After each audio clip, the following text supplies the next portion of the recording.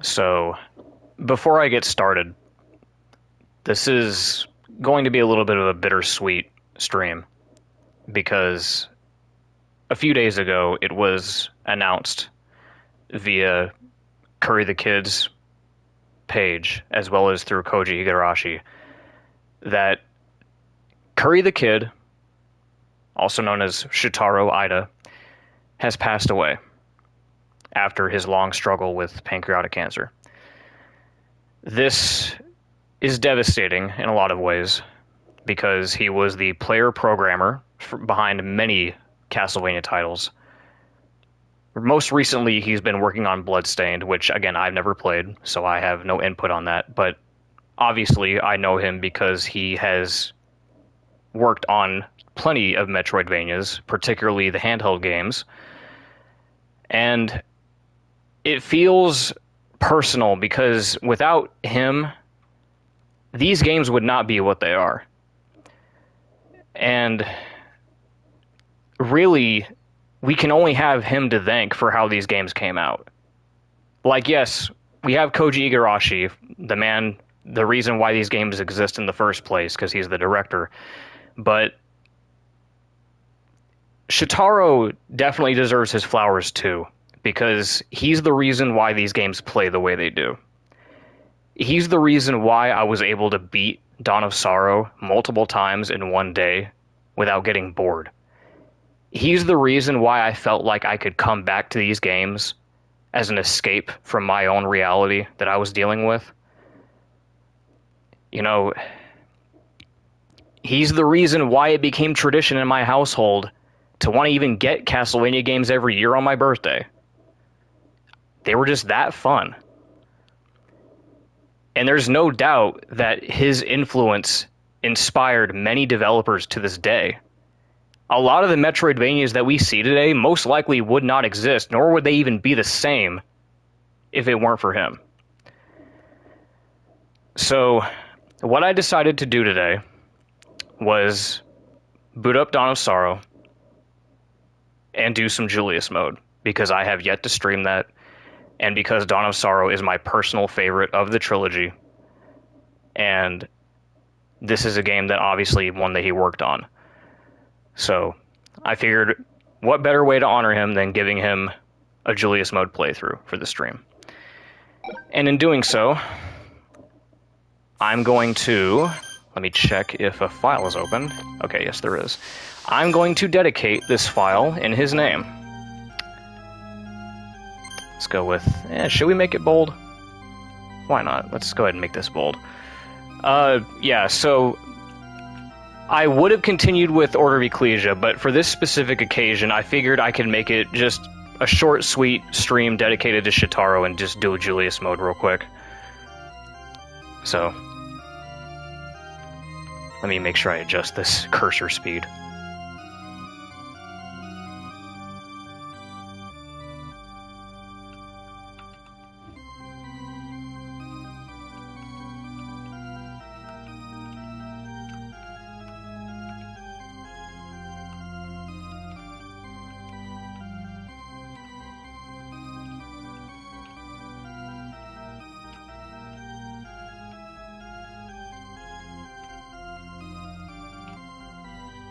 Oh, we're gonna have room. Okay, we'll have room. Just barely. Alright. Alright.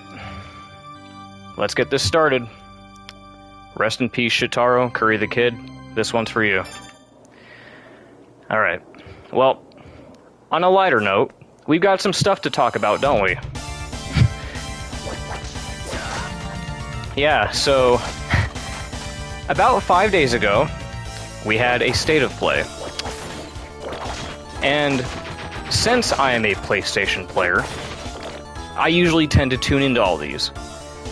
Now, when it comes to State of Play, they're basically the same thing as a Nintendo Direct. And unfortunately with the State of Plays...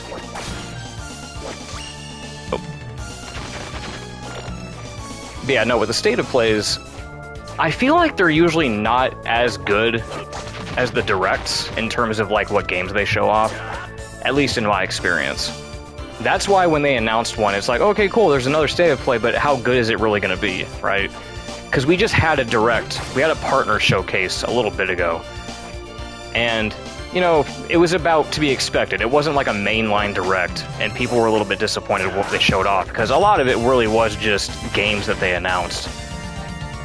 And it's like, oh, now this game, but on the Switch too. Like, is that all this is going to be from now on? Are we just going to keep announcing old games just for the Switch too? But anyway, when they announced the State of Play, this one stood out because they said it was going to be over an hour long. And we're like, okay, this one has to have something in it, right? For it to be over an hour long when normally they're usually about 45 minutes or so, sometimes less, that must mean that something big was coming. And boy oh boy, was there something big. More than one. So, I do want to address something interesting first, because before the show even started, obviously you get people that make all these fake leak images and whatnot, talk about like, oh, look at the schedule, look all the games that are going to be there, and a lot of the time it ends up being fake. And while most of them were fake, there was one particular leak that ended up being partially true, to my surprise. There were 3 things that they got right. One of which was Rayman 30th Anniversary. Now, to be fair, that one was already announced beforehand due to like another leak from like a rating board or whatever. And so we already knew that was coming. So he was right about that. The other thing that he announced was a Legacy of Kain remaster. That also happened. It was more than a remaster. It was, we got a new game in the works too, so yeah, no, he was right about that. And then the other thing that really caught me off guard, and something that made me question the validity of the post, was the very last entry, which said, God of War 2D game. And I said, huh? God of War 2D? That just struck me as odd, because it's such an oddly specific thing to ask for, something really... I just feel like, but why, though? Why? The only God of War game that's ever been 2D was that fucking Java game. Like, God of War is notorious for being 3D, so I'm like, why would they make a 2D game out of the blue? But lo and behold, at the very end of the State of Play, we got God of War Sons of Sparta, a 2D Metroidvania. I never thought in my whole life I would see something like that, but here we are. So, oh yeah, among the other leaks, probably the biggest one that people were trying to predict, but didn't happen, was Devil May Cry 6, and I was not expecting that to show up. You know, voice actors were sharing stuff around, developers were sharing stuff around and kind of like nodding at it, like, ooh, could it be? Could it be? No, it wasn't. We did not get Devil May Cry 6. And I, again, was not expecting us to. I don't know, dude, I feel like if they're gonna announce Devil May Cry 6, it would probably be during, like, a different announcement. Yeah, I almost said Ghost of Sparta, because it's, I don't know, it's Sons of Sparta. I got my words mixed up. But no. So, elephant in the room, we're getting to it. About halfway through the State of Play, they do something crazy. We get a whole segment dedicated to Konami. They go on this big preamble about how much of an honor it is to work with them. They're showing off like the company building, talking about like their history together with Sony, and then they tell us we have a bunch of projects to show off today. And I said, "Oh, you got to be shitting me! What is this? What is this?" And the first thing that they announced was, of course, as many people were already expecting, Metal Gear Solid Master Collection Volume 2. That's awesome. Me personally, I've never played any of the Metal Gear games, but that's awesome, because I know people were waiting for that, and it's nice to finally have that around, so that's awesome. Metal Gear Solid 4 Guns of the Patriots gets to be freed from its PlayStation 3 prison. That's awesome. And then they announced something for, what was it, that Darwin Octopus game? And then, right as that was wrapping up, I get a call from Dan. Yeah, Dan in chat. He called me. I was like, what? I was like, oh god, what is he calling me for? Turns out his stream was just a few seconds ahead of me, and he got to see a brand new Castlevania game being announced right ahead of me. And I was like, dude, what the fuck are you freaking out about? Yeah. We got a trailer for Castlevania Belmont's Curse. After 18 years of waiting for a new mainline Castlevania game, we finally have one. Now people can stop bitching about the collections and stop bitching about Grimoire of Souls, because now we actually have a brand new, true-to-form console game coming out after 18 years. And boy, there's a lot to say about it. I wanted to do an analysis video of it. Like, I was even trying to prep to do one. Like, I was going to do, like, a trailer analysis and, like, do my own, like, thoughts. But I was like, I'll probably just save it for a stream. So, this is an interesting situation. Obviously, because we have a new Castlevania game on the horizon. But it's also because of the way that they're treating it. So, in the trailer, we don't get a whole lot. They do show off quite a bit of gameplay. But we don't get a whole lot in terms of context. We don't get a lot of, like, oh, what's going on in the story, who's the villain, like, who even is the main character? We don't even know her name. They're refusing to tell us who this main character is, this new female Belmont. What we do know is that the story takes place 23 years after Dracula's curse, and that it takes place in France. Okay, that's good enough. We have a timeline placement. And we do get to see a shot of Old Man Trevor. But that's about where it ends. Everything else is a mystery. We don't even know if Dracula's going to be in the game or not. You know, the castle shows up, but the placement of the game would insist that this would make it the third time that Dracula's been resurrected in less than 30 years, which to me is kind of... I feel like that kind of undermines Trevor's feat, beating him for the first time, only to have, like, 2 heroes beat him afterward. You know, you gotta have, like, a little bit of time in between, right? Yeah, and the castle seemed to have, like, chains and wires coming from it, like it was, like, being built up from scratch or something like that, like they tried to rebuild it. I don't know. Someone pointed out that, you know, the Notre Dame Cathedral is shown a bit in the trailer, but when the castle shows up, the Notre Dame Cathedral is nowhere to be found. So the idea, the theory, is that the Notre Dame Cathedral is the working location for, like, wherever this cult is, for where they're planning to bring the castle back. Like, it's gonna transform into Dracula's castle or something like that, right? Oh yeah, no, yeah, Dan brought something up.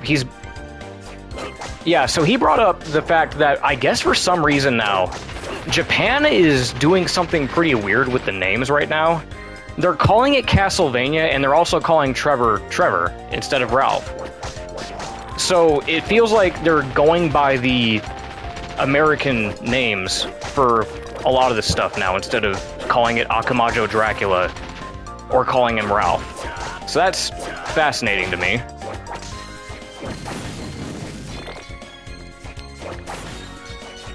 But again, going back to this main character, right? Most people that saw that trailer instinctively shouted, "That's Sonia Belmont," when we saw the character. Mostly because of the distinctive blonde braid, right? Just looking at her, most people, 90% of the time, would be like, oh yeah, that's Sonia Belmont. But once again, the devs are being really weird about it by not telling us who it is.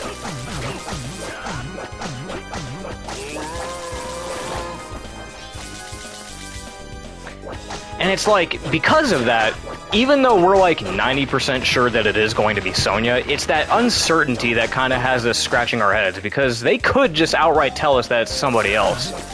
And yeah, no, I do want to clear something up. It has nothing to do with Netflix. I've seen so many people concerned about that because of the art style, and because it looks, I guess, like Netflixvania, and because Trevor's in it, but no, trust me, it has absolutely nothing to do with Netflixvania. Absolutely nothing.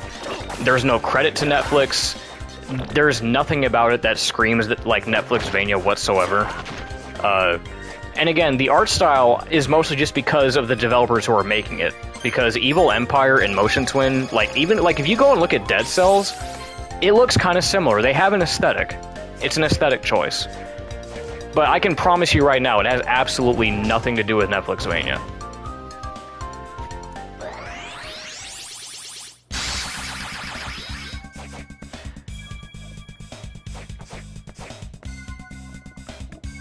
coming up on this velour. Let's switch that over to the cross. Yeah, people mention the Belmont crest, but even then, I don't even really associate that with the Netflix show. I associate that more with Lords of Shadow. And there was even some merchandise that used that crest, too. Like, official Castlevania merchandise that used that crest. So I try not to associate that with Netflixvania. Oh my god, I'm about to get fucked up. I'm genuinely about to die.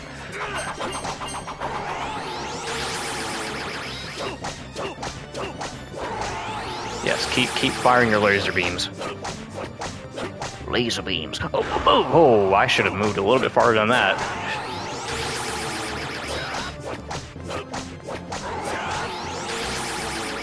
I'm not gonna die on you, Shotaro. I'm not gonna let that happen. I need to lock the fuck in, man. Can't be making a fucking embarrassment out of my fucking Julius file right now. Okay. Another talking point that I'm seeing about the trailer is the werewolf. A lot of people are talking about this werewolf enemy in the trailer and how he looks a little bit too, like, there's something odd about him. Specifically with his design and what he, like his attack, because he throws a cross. He throws a cross at you, and he has, like, a gauntlet on his right arm, and he's got, like, this weird yellow, like, rope thing around his left arm. And he looks like, he doesn't look like a generic werewolf enemy. He looks like he has some sort of significance. And there's lots of speculation as to who or what this is. I've heard people say it could be Cornell, like an in-universe version of Cornell, trying to, like, canonize him at the same time. People saying it could be another Belmont. Like, maybe this new Belmont isn't the only Belmont in the picture. Maybe Trevor had multiple children, and maybe this is another Belmont that got cursed. Besides Sonia, give or take. Maybe it's Trevor. That's the other thing, too. Maybe it's Trevor. We don't know. We have absolutely no clue. But, you know, that's... I guess that's the point, though, right? I guess the devs just really wanted us to talk about the game. But, yeah, no, it definitely looks fun. And, like, I remember when I finished the Return to Castlevania DLC for Dead Cells, I've been saying since day one that these guys should make their own Castlevania game. I was like, dude, it would be so kick-ass if these guys made their own Castlevania. They could do it. And they did it. They got commissioned to make their own Castlevania, and good on them. It was either going to be Motion Twin or Mercury Steam. It was going to be a toss-up between those two. If anybody was going to make a new Castlevania game, I would have trusted either Motion Twin, Evil Empire, or Mercury Steam. And yeah, it looks great.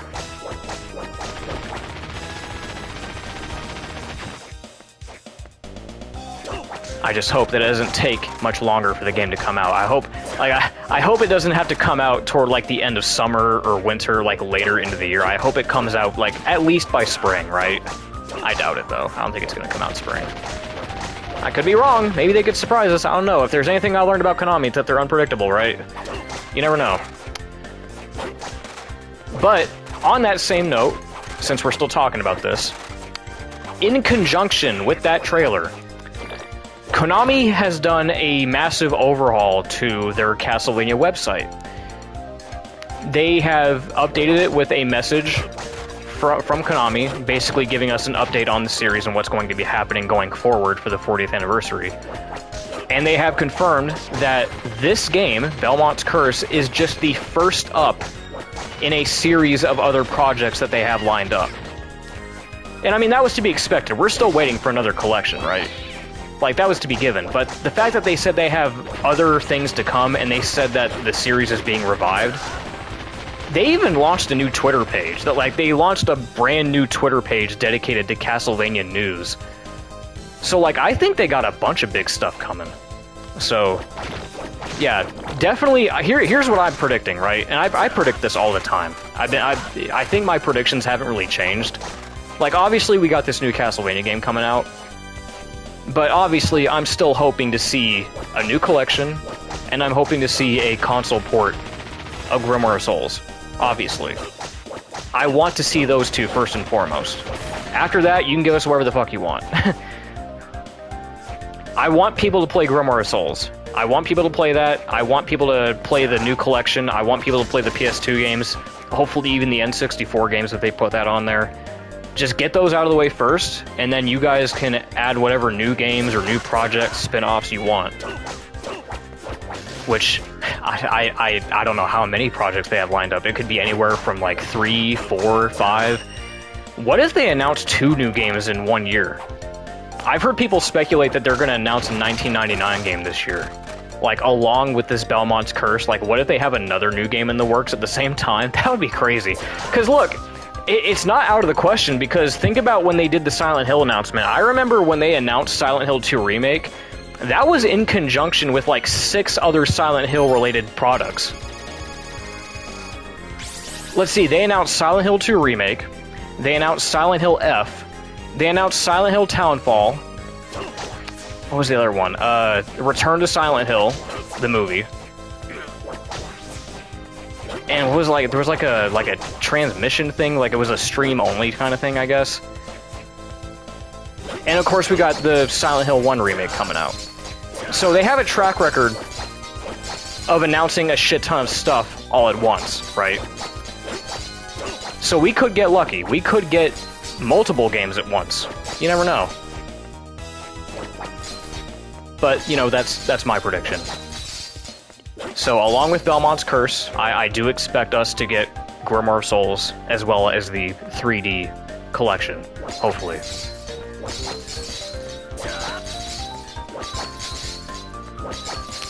Oh, I just realized that I rent Von Gray! I wasted all my time coming here. Oh, and this is gonna suck. This is awkward with Julius. I hate this room. I guess it's not that bad. But let me go. Let me catch up with chat. Use Yoko. Does her shit even break these? Oh, let me check. I never even checked. Does she break these? No, she doesn't even break these.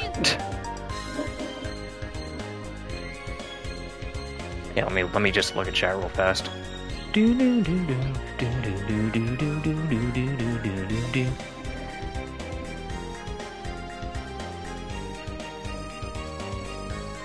Stream jump. Uh-oh. I wonder if it's because I pulled out my phone. Interference and whatnot. I don't know. Alright. So you got people saying... Oh yeah, with people calling Castlevania woke. Yeah, I really... Yeah, that whole thing is just kind of stupid because, yeah, it's... Like, do you know what franchise you're talking about? Like, isn't Shanoa, like, a fan-favorite character? Sonia Belmont, Shanoa, Maria are all, like, fan-favorite Castlevania characters. I don't know how you could sit there and say that the series is woke just because we finally bring attention back to Sonia Belmont. Like, do you know what series you're talking about? I didn't see anybody calling Order Ecclesia woke.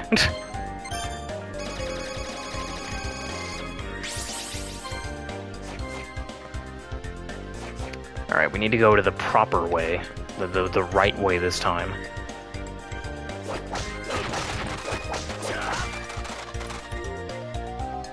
But yeah, no man, I'm hyped. And I'm glad that they're making it $40.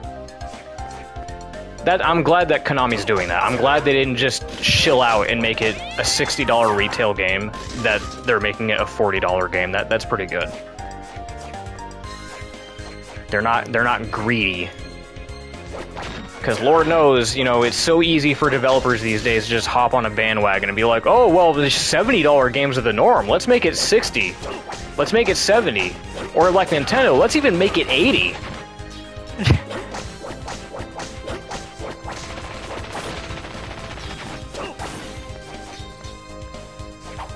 But no, going back to the plot again, I am still kind of curious about how this game is gonna go, because, like, again, it is kind of weird to have 3 back-to-back resurrections within just the span of decades, right? I mean, it wouldn't be the first time. Like, and there's no explicit rule saying that you can't do that. Like, there's no rule saying that you can't just spam fuck resurrect Dracula multiple times, right? You can't just spam it. Because you totally can. Granted, he'll just be weaker, I guess, because the whole point is that he's supposed to be resting for 100 years, and then by the time the century rolls up, he'll be at full power. But if you choose to bring him back prematurely, then he's going to be older, he's going to be a little bit weaker. And so if you just spam it a bunch of times, then I'm sure he's just going to be weak as fuck. Nah, yeah, I wouldn't really consider it indie, because it's, again, being published by Konami. So, like, it's an indie developer, but it's being greenlit by Konami, so I wouldn't really call it indie, necessarily. But, eh. But I am curious about that plot, though, because, yeah, with it, there's a lot of focus on that Notre Dame Cathedral. And, you know, like I already said, people are speculating that the Notre Dame Cathedral will turn into the castle. But we haven't seen any of the bad guys yet. We haven't even been told who the villain is. Fuck out. Yeah, I'm not the biggest fan of this track either.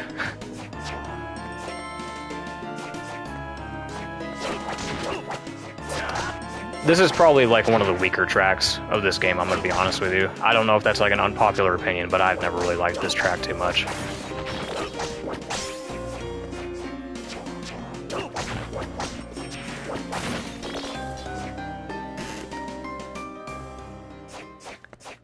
Like they got me questioning if Dracula's even going to be in the game or not. Which, I mean, I'm sure he is. Like, because even in games where Dracula doesn't have much of a presence, like Portrait of Ruin, or even Curse of Darkness, like, where you have a bad guy for most of the game, even then, at the very end, like at the very tail end of the game, he's like suddenly resurrected, right? Maybe that's going to happen here too. Where we have like a secondary antagonist who's taking over, and at the very end we have Dracula show up. Who knows?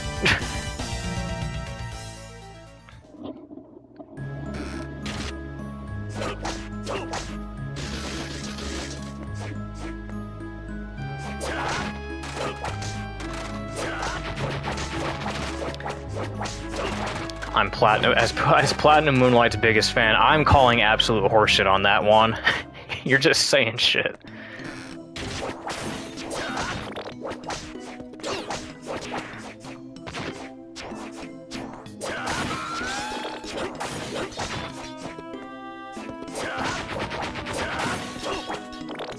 My fucking phone charger won't stay in the damn port.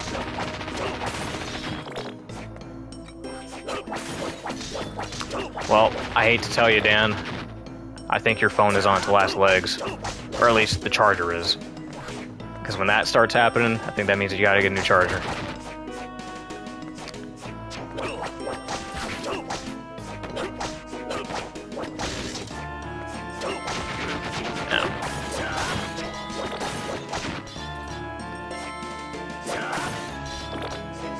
Yeah, no, like, man, I remember, like, I mentioned this at the start of the stream, but yeah, like, every time I get to this part of the game, like right here, this center area, it always reminds me of, like, my middle school days when I would just repeatedly beat this game over and over and over again within, like, the same day.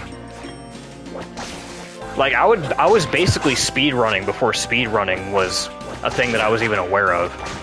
Like, I would just beat the game as fast as possible just because I could. Like, well, you make a route, like, you make a route in your head and you just stick to that route and it just becomes muscle memory and then you just do it. Gilderoy would work since he's French. Oh, he could. Dude, I would lose my shit if they put Gilderoy. Dude, what they're gonna, dude. Watch them make a bunch of Castlevania 64 characters canon by putting them in the game. First, well, we got Cornell and then we're gonna have Gilderoy. That, dude, I would lose my mind, dude.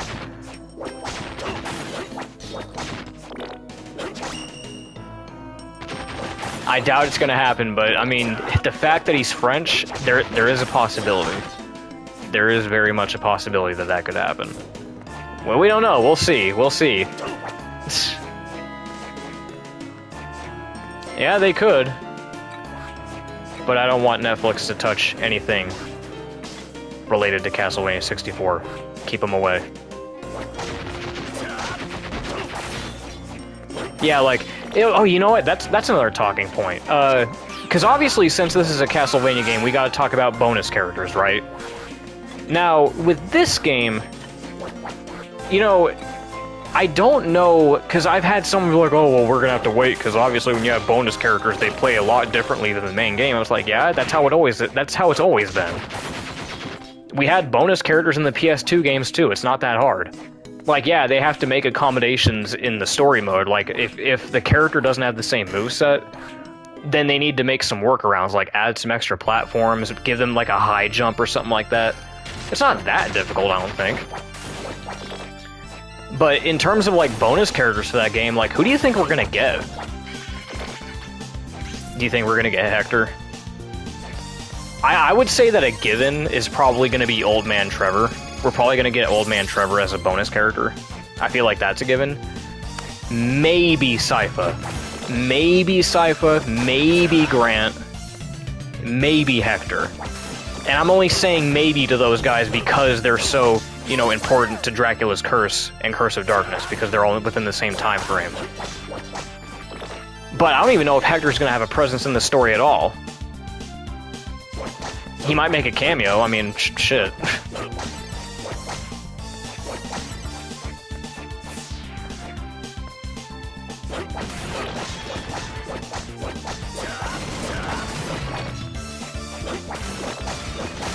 Yeah, like, Old Man Trevor in Belmont's Curse would be like Julius mode in this game.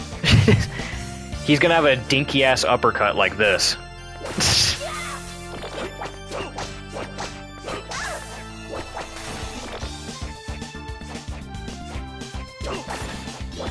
Well, I mean, most Castlevania characters are one-offs, though, Dan. Like, aren't most of them? Juice was a one-off.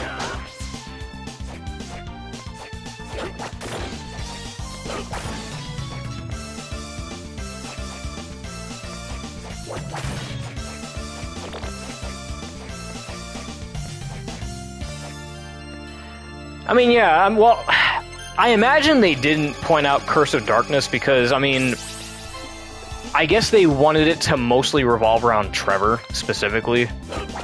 And I feel like most people would be more familiar with Dracula's Curse than Curse of Darkness, because I feel like when it comes to, like, popularity, most people are probably gonna know what you're talking about when you say Dracula's Curse. Like, if you just said, oh, this game takes place 20 years after Curse of Darkness, it'd be like, oh, what's that? I haven't played that game before. But if you said Dracula's Curse, they're like, oh, that's the one in the Nintendo with Trevor Belmont. And because Trevor Belmont's in the trailer, that adds to more familiarity, right? I mean, even though, yeah, Trevor was in Curse of Darkness, but you get my point, right? It's just for familiarity, to appeal to a broader audience, right?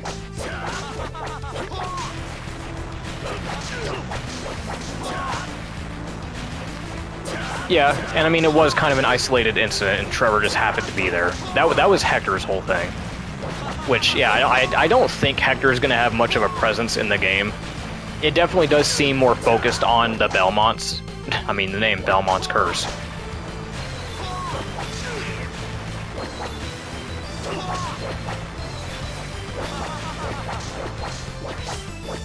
Right. I mean, it's a spin-off in the same way that Symphony of the Night is a spin-off. Like, it's not about a Belmont. You're playing as Dracula's son, and then, you know, Richter Belmont happens to show up.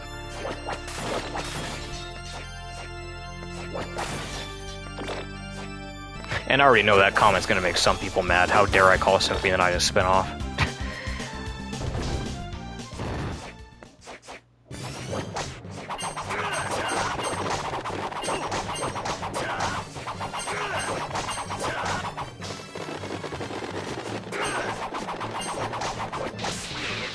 Oh, I hate that attack. Oh, crouch. 3 times in a row, bro? Really? Oh, no, go ahead, do it a 4th time. Yeah, there you go. Do it. You want to do it a 5th time? Okay. There we go.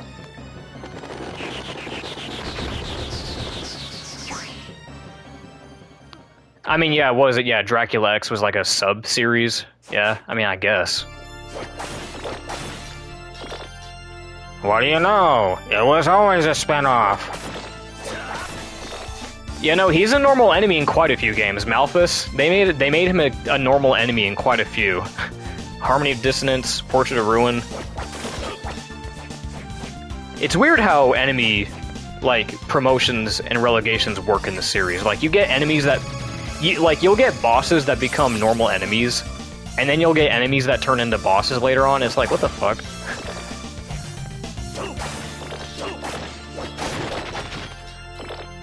Okay, we beat Dimitri, so logically we need to go backward, because we gotta go fight Dario.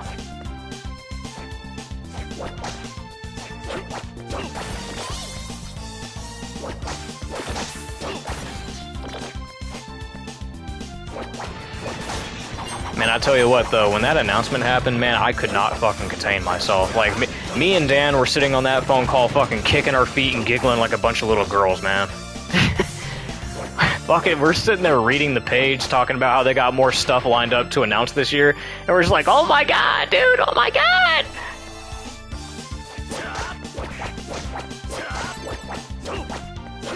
Like, I can't believe this shit's fucking happening, dude. I can't believe this shit. Like, after years and years and years of people bitching and bitching and bitching about it, getting a new Castlevania game, they finally caved in and fucking gave us one. And you know what sucks about that? And you know, I called it. I called it. It's like fucking clockwork. People are still nitpicking and complaining about it, obviously. Oh, why does it look weird? Oh, the art style looks off. I don't like that. Why are we playing as a female Belmont? What gives? Why is it a Metroidvania? I want it to be like a classicvania. See, it's like fucking clockwork, dude. I knew it. See, oh, give us a new Castlevania game. No, not like that. I knew it, dude. I knew that when they announced a new Castlevania game that it wasn't going to live up to everybody's standards. I knew it.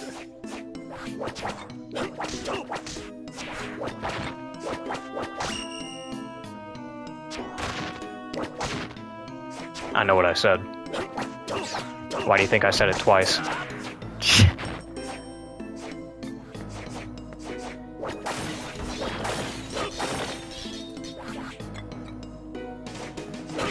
Well, I mean, well, no, well, technically, the last Classicvania we had was Adventure Rebirth. And that was 2009? When was that? That came after Ecclesia, wasn't it? That was 2009, or 2010, around that time. And, even then we had Dracula X Chronicles, so I mean, it's not, like, out of the question for us to go back to it.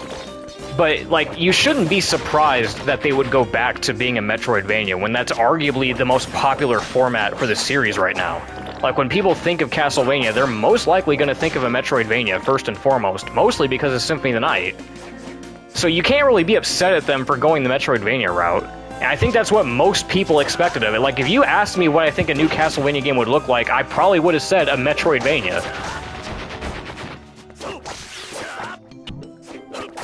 Okay, so, alright, I figured.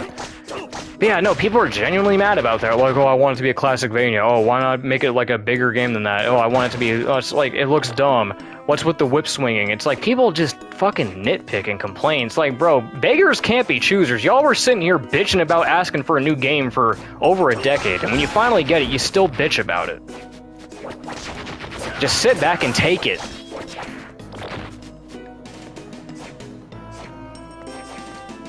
Just fucking sit back and consume the game and absorb its nutrients.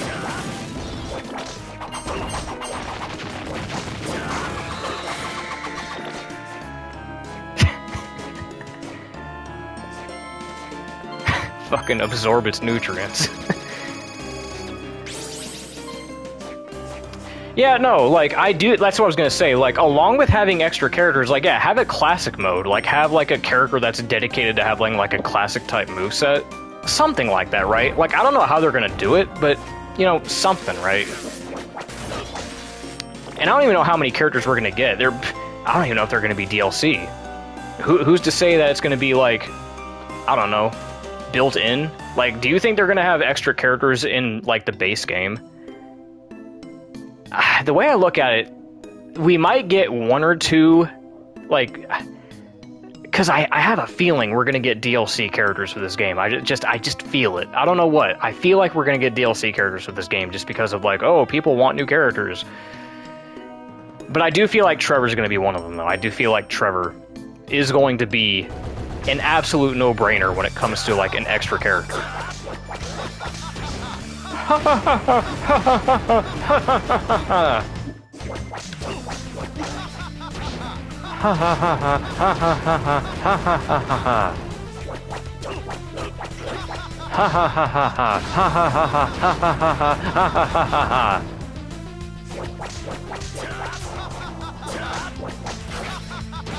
You know, part of me wonders how this game would have sounded if it had an English dub.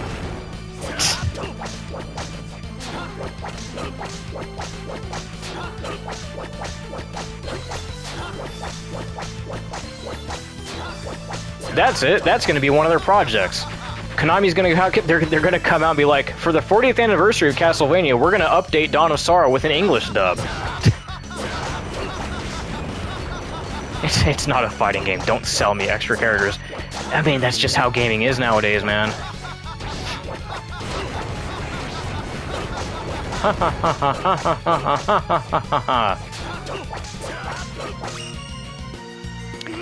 Yeah, no, a Warriors game. That's the other thing, too. Dude, I would love for us to get a fucking Warriors game, man. I hope that if we do get a new game that they announce that, too. As, like, another little spin-off project. Like a Castlevania Warriors. I would be so stoked for that. I talk about that all the time. Like, that is one of my, like, dream games. Obviously, aside from a Julius Belmont game, is to have a Castlevania Warriors type game. It's just perfect, dude. It's perfect. And I feel like Vampire Survivors was a proof of concept for that. Because it works. Like, Vampire Survivors alone proves that having a power fantasy game where you play as one Castlevania character and just mow down hordes of monsters, it works. And it could be anybody. You could fucking play as Sarah Tranquil for all we know. And it works. Oh, hey, Alucard. You were late, Julius. Ricardo? Or should it be Alucard? That doesn't matter. I had to transform to draw up my full power. He's grown so powerful that you have to go that far? Yes. Failure isn't an option. I need your help. That's why I came. You have my trust. That's why I came.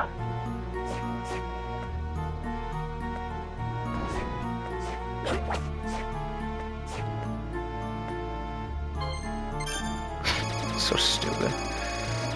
So fucking stupoid.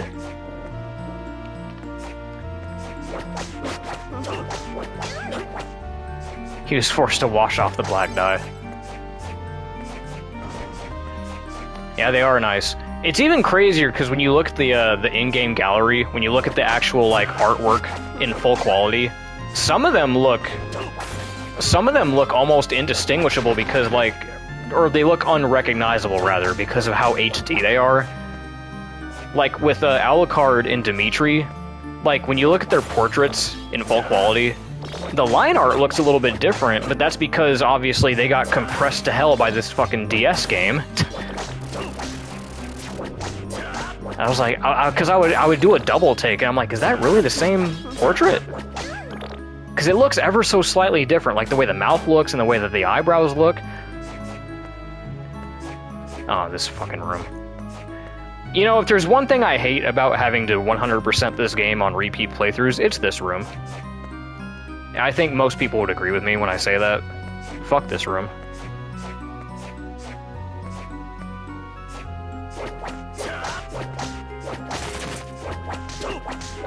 Now, unfortunately, as much as I hate to say it, as much as I love Julius Belmont, we are going to get to a point in the game where Julius's attacks start to suck. Even though he wields the Vampire Killer, even though he's a Belmont, unfortunately, there's enemies that are a little bit immune to the whip. And we gotta start using slash attacks. Which, you know, I don't hate Alucard, but, you know, I like Julius. I like my whip characters. I like my Belmonts, man. I don't like to have to stray from the whip if I don't have to. Why are we... okay, I don't want to waste time. I want to focus on the main path. Because I know nothing's up there. We don't get collectibles in this mode. We don't get any, like, substantial, like items. So I don't know why I'm trying to go out of my way to get all the map completion, knowing damn well that I'm not going to be able to.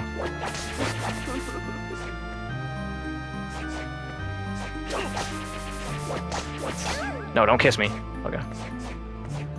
I mean it. I'll yell rape.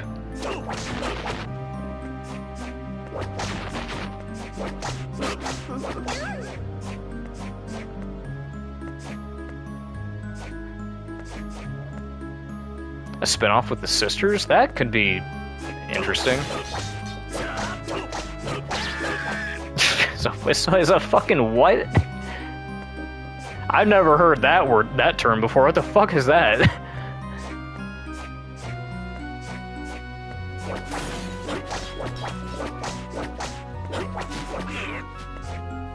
Ouch. You know what? Actually, I think we can use Julius for this boss. Involuntarily celibate. Oh yeah, yeah, right. Well, I know that. What is Oh, of course. Of course.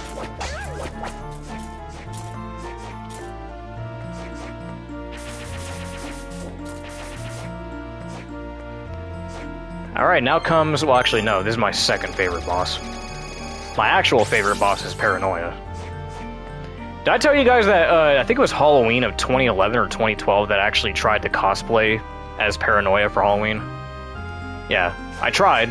I don't think I was very accurate, but I went to Spirit Halloween and they had like a weird, like... They did have a white variant, but I couldn't find the white variant, so I had to go find the black one. I had to find a black, kind of like a witch doctor mask, like a crow theater mask looking thing, and it had like cracks on it, and it looked cool. And so what I ended up doing with that, I just wore the mask and I took a red hoodie and jeans. It was basic as fuck, but yeah.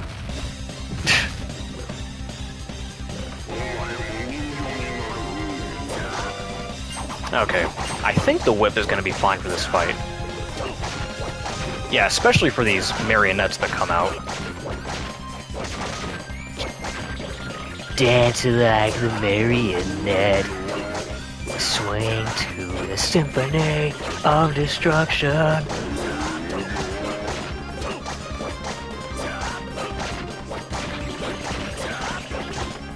I need only to place this puppet right inside here.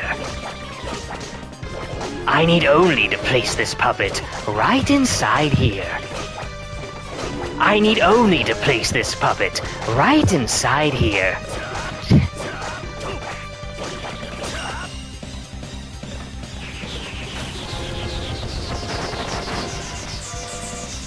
You know, I can't believe David Lodge voiced the Puppet Master in Harmony of Despair. It just absolutely doesn't sound anything like him. Because when I think David Lodge, I think of like Jiraiya Kenpachi. Like, he's got a very gravelly, deep voice. But no, he voiced the fucking Puppet Master in that game. The fucking, I need only to put this puppet right inside here. It's like, that. I thought that came out of David Lodge's mouth? Like, I know voice actors have range, but like, I just was not expecting that from David Lodge.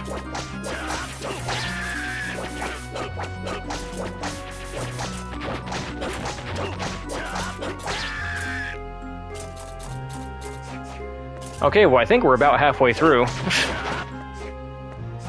Yeah, no, like, if you just make a route and just go from boss to boss, like I did back in the day, you can just beat this game in, like, an hour, 2 hours flat. Okay, so we did the Puppet Master, so we can go underwater now, I think. Yeah, let's go underwater.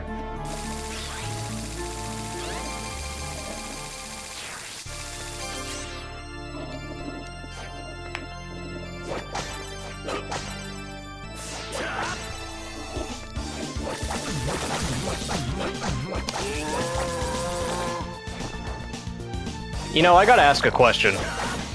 Since Julius was a relatively young adult in the 90s, what kind of music do you think he was listening to? Do you think he was cranking it to some Creed? Some Pearl Jam? Some Alice in Chains? Some Nirvana, maybe? Think he was listening to that crap? What kind of car do you think he was driving? These are the important questions. I want to know what model car Julius Belmont was driving.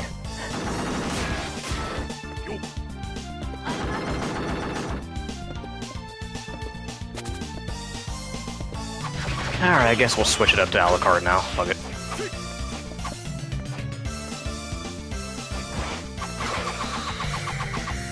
Belmonts don't drive, they just stomp everywhere. Yeah, he just does his Belmont stride everywhere. He definitely listened to Prince. Yeah, I mean, look at him. He looks like the kind of guy that would listen to Prince. He probably listens to some good old R&B.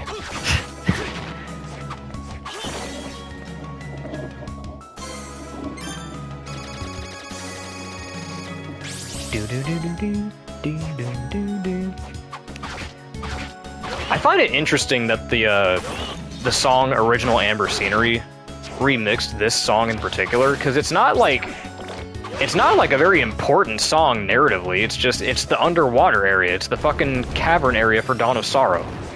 But I guess that was the one song that they felt like they needed to do a full-ass orchestration of.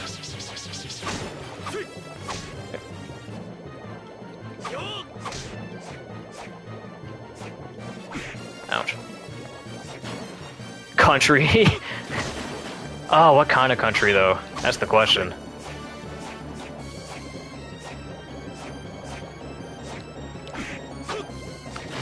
Given his age, he probably seems like the kind of person that probably would have been listening to some fucking Toby Keith. Talk about, I want to talk about me, I want to talk about number one, oh my, me, my... Yeah, Johnny Cash. What's going on, Ninja Goon? We are about halfway done with this game, the Julius mode.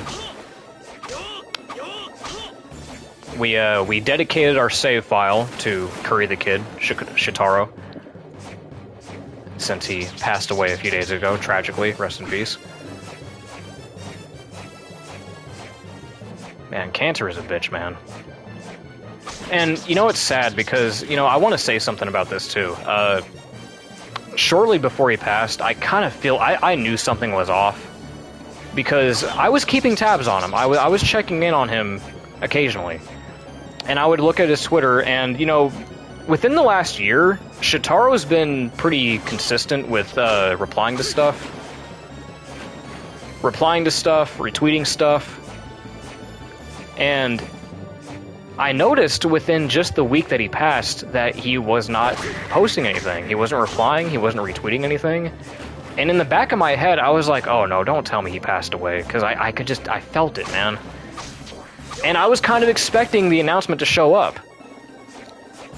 I was expecting it to happen. And especially because, yes, some of his last tweets from him were talking about how he was getting weaker. He said he could feel his life slipping away, and it was terrifying to him. He felt like he was getting weaker and that he wasn't going to last much longer. And, you know, unfortunately, as much as we like to give our thoughts and prayers, when people start talking like that, you know they're not going to last very long. And I feel like deep down most of us knew that he probably wasn't going to make it. But no one wants to just believe that, right? No one wants to be negative about it. They want to have the hope that they're going to make it out of it. Because you like to be optimistic, right? But deep down, I felt like something was wrong. And lo and behold, he passed away.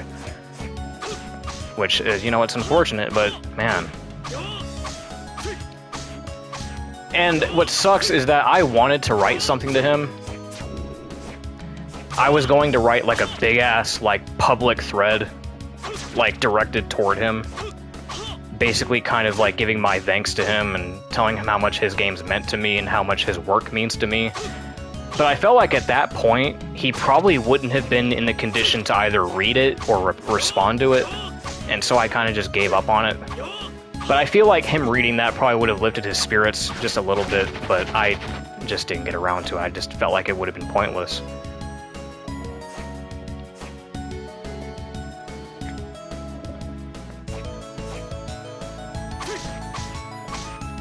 And I mean, I do take, you know, I do feel somewhat lucky that I was able to talk to him on occasion on Twitter. He reposted some of my artwork, we replied to each other on a couple occasions. And that's awesome. Like, I feel really humbled by that, and I hope that one day I can do the same thing with Koji Igarashi and Ayami Kojima, but the fact that I even got to even speak to Curry the Kid, even a couple times, was awesome. So, I mean, my bro, I told my brother that, and he was like, man, if I were you, I'd hang that up on a plaque or something. Like, he told me to take the retweet that he gave me, like, his retweet. He's like, man, if I were you, I'd take that retweet and I'd put that up on my wall. I'm like, damn near, dude. Shit. I mean, fucking Donald got to interview him. Like, he got to straight up do an interview with him and everything. Like, that's awesome, dude. Like, shit. And I mean, I've had my fair share of interviews with other notable Castlevania people, like the voice actors for Castlevania 64. So, I mean, that's awesome too, but, you know, when you're talking to someone like Curry the Kid, the one who's responsible for all of these banger fucking Castlevania games, the guy responsible for helping me out through most of my life, most of my teenage years, like, the dude that's responsible for making this game what it is, that's a big deal, dude. Like, it's one thing to talk to a voice actor, but to talk to the guy who's responsible for making this shit happen? Man. I remember you had the clip of Reinhardt. Yes, I do. That's an old video now. I kind of want to reach out to him again and see how he's doing, and see if he'd be willing to do another collaboration at some point. Probably not, because last time I spoke to him, you know, he's busy. He's literally, I don't know if you guys know this, but Reinhardt's voice actor, Andrew Hankinson, he's literally the president of a Japanese cutlery company right now. So I would imagine that the dude is pretty busy. And I mean, he was already CEO at the time that I got those voice clips. He was just nice enough to humor me and give me the voice lines. Because he was amazed that anybody even remembered his voice work. And he kind of felt, you know, he felt thankful about it. He was like, oh, that's awesome. And so he was enthusiastic. So that was cool. I'm glad he was cooperative about it. But no, he was like, I did reach out to him after that because I wanted to see if he would be interested in doing more stuff with his voice. But he was like, you know, Darian, he's like, I'm going to have to respectfully decline because, you know, I'm a busy man. He's like, I got to work. I do have a job. I'm not a voice actor anymore. You know, and he's like, I don't know what much Konami's gonna think about it. I'm like, I don't think really Konami cares about it too much because he's not in contract anymore. He's not a voice actor. I don't think he's on contract with Konami anymore, so he can do whatever he wants, but I do get what he means about, like, being busy. So, I mean, like, yeah, so. But it's been long enough that I might reach out to him again and be like, hey, what's going on? You know, just to say hi, because I mean, I like to view both of us as friends now because we've had quite the lengthy conversation about, like, where we grew up. Because we're both from Seattle. To my surprise, yeah, we're both from Seattle.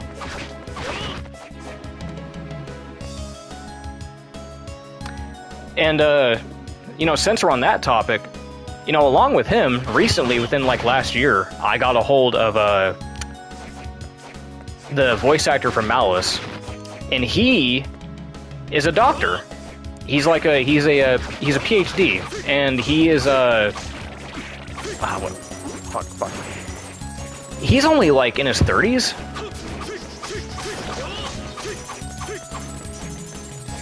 But he did the voice of Malice when he was a kid.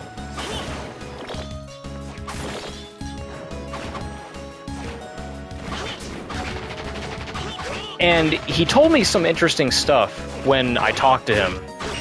He told me that when he did the voice lines for Malice, that he was in the recording booth for like a half hour. Which is funny to me because if you've played Castlevania 64, you would remember that Malice only has like one voice line in the entire game. And that's him screaming for help. He goes, "Help me," and that's it. That's all he says. That's his only voice line in the game. And so I was like, dude, if they had him in the booth for a half hour, I wonder what else he was supposed to say. Because I imagine, you know, I feel like Konami was pretty ambitious. They probably had a bunch of voice lines planned, but probably didn't take into account how much space it would take up. And so they probably had a bunch of voice lines prepared, and a whole script prepared for them to read. And they probably just weren't able to get a lot of those voices in.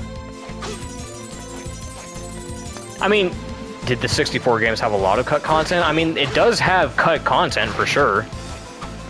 It's got quite a bit. I don't know about a lot, but yeah, I mean, it's a decent amount. Like, it's got a whole cut character. I mean, that's pretty significant, right? Okay, where are we going? We don't want to go up, do we? Nah, we want to go down.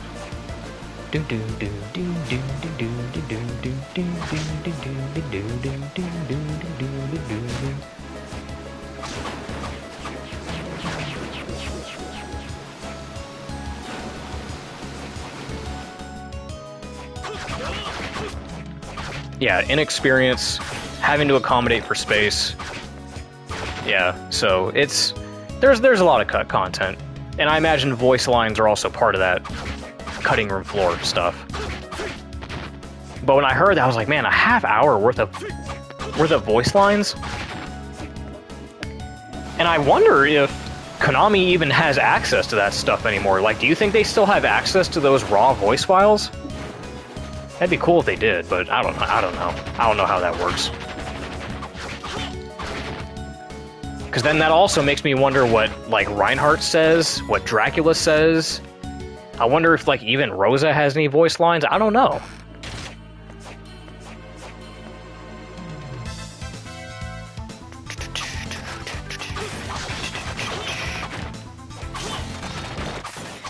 I've been trying, ever since I got a hold of Andrew Hankinson for the Reinhardt voices, I've been trying to get a hold of John Kennutso, the voice of Cornell, and I just never got a response from him.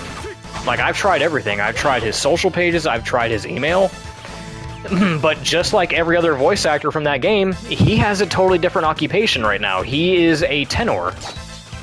He's an opera singer. And he does tours. So obviously, you know, if I try to get a hold of the guy, he's gonna be like, well, that's gonna cost you, or, you know, maybe I'm busy, or he doesn't have the time. Again, what am I doing in here? I keep getting sidetracked, and I keep going to these bonus rooms, knowing damn well that if I complete these areas, if I try to go in the bonus room, I'm not going to get a bonus from it. All I'm getting is map completion, and again, we're not going for map completion, damn it.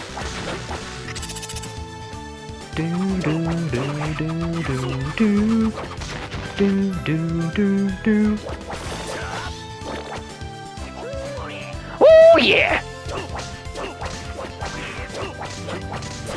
Die, old man. Man, you got more health than most of the enemies in this game.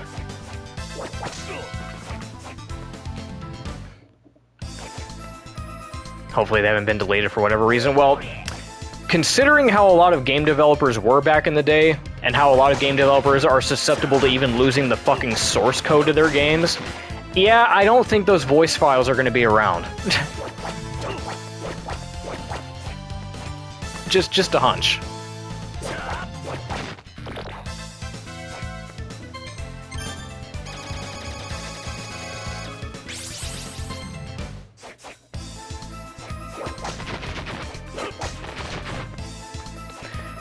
I mean, we can also talk about that Metal Gear collection, too, because that comes out in August.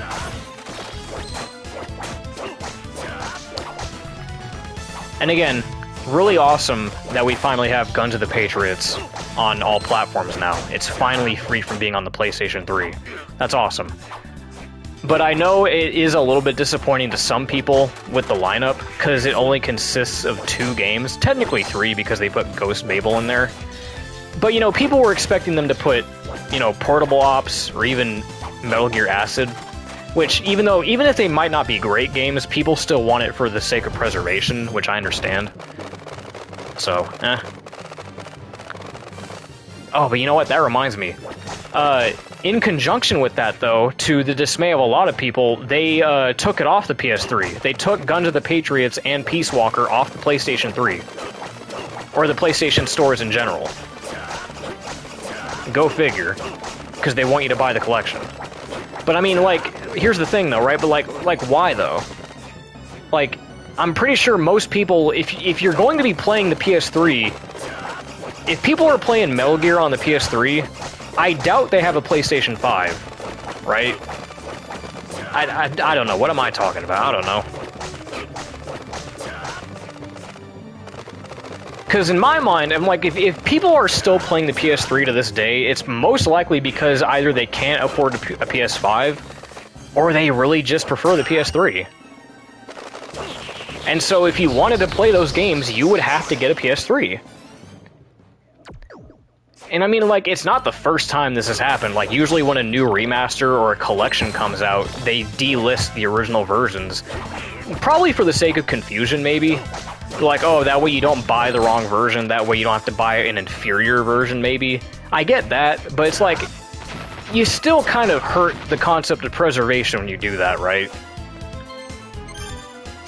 Like, I get it, but at the same time, I don't get it.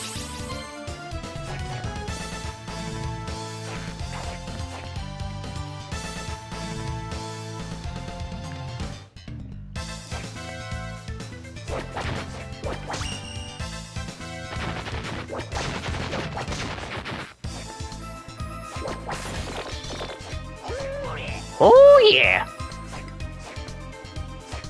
Do do do do do do do do do do. Let's go fight Gurgoth. Can you believe we're already close to being done? Because once we fight Gurgoth, then we gotta go fight Zephyr, and then we gotta go fight Dario, and then we fight Death, and then we fight Soma, and we're done. Again, where am I going? What are you doing? Wait, is the door even open down here? I forget. Is it open for Julius? Okay, no, it's not. Alright. I knew they were gonna make me do the hard part. Gonna make me do the tedious shit first.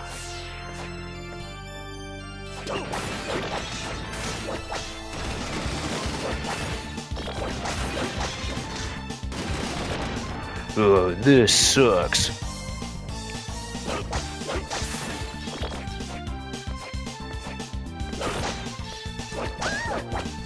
Time to stop pissing around and get this big guy back into action.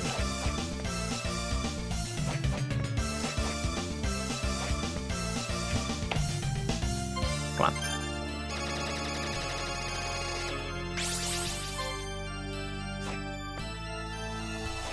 He has a teleporting attack here? Who? Who does? Talking about Alucard? Pretty sure he does, yeah, he just... Doesn't he go like this? Oh, don't tell me he can't do it in this one. I don't think he can. Nope. He does not. I don't think he can teleport. Or are you talking about, No, that... Yeah, no, he doesn't. He doesn't teleport in this one.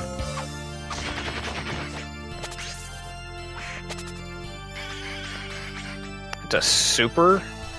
I don't remember if he does have that in this. Oh, yeah, you're right, it is. I totally forgot about that mechanic. The fucking where you press A, it, like, gives you an enhanced attack. Oh, you're right. Yeah, no, I had it mixed up, because I hardly ever use that. I hardly ever use the enhanced attack in this game. I just forgot it was there.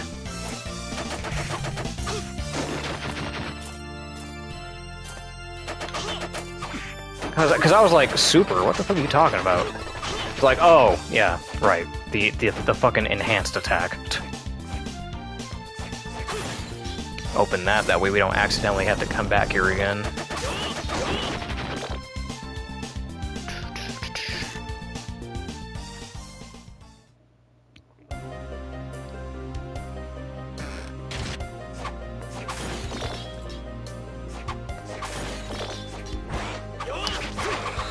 I think this track right here is my second favorite track, right next to Cursed Clock Tower. I think that's why I like this game so much, is partly because of how, like, mellow and atmospheric the soundtrack is. This whole game is just cozy.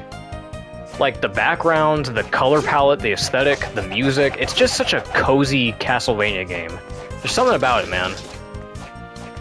No, this is Condemned Tower. Cursed Clock Tower is the area right after this. Because it's a clock tower. I know it's confusing because they're both towers, but yeah.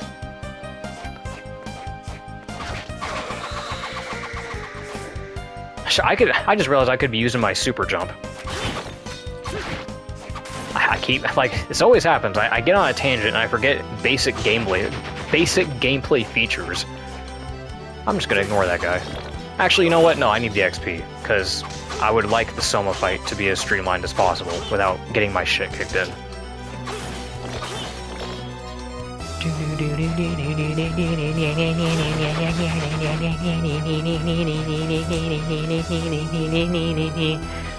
Fucking Peter Griffin.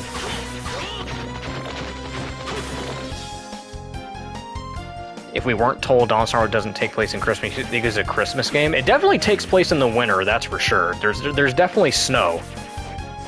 So even if it's not Christmas, it definitely takes place in winter. And I do like to consider this a winter game. It definitely does have like that winter, very cold, very dark, snowy aesthetic to it, which is why I like it so much. Alright, Gurgoth time. It's Gurgoth time.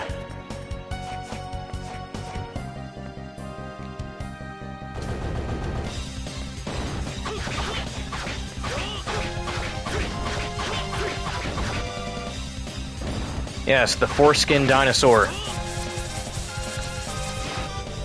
Oh, I really hope I don't die on this boss. Oh, and Alucard doesn't have his fucking thing. He doesn't have his sliding dash. He doesn't have the slide move. Alucard, why do you always gotta suck in every game you're in? Huh? You suck in Castlevania 3 and you suck here. The only game that you don't suck in is your own.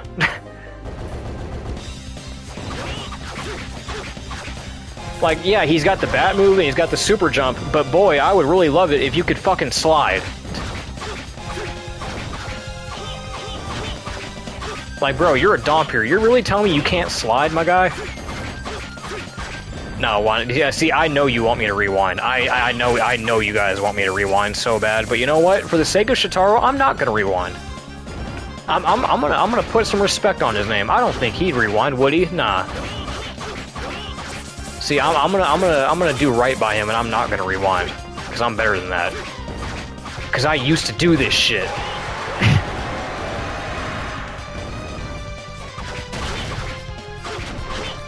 Yeah, no, imagine rewinding on Julius mode. How much damage? Oh yeah, see, only 36. He does less damage than Alucard. But you know what? Let's get some crosses in there and see if that does any more damage, or like added damage. Fuck, man. Actually, you're about to damn near go off the screen, Gurgoth. Look at him. He's basically off the screen. I don't think I've ever seen him do that before. Like, get back in the stage. Where are you going?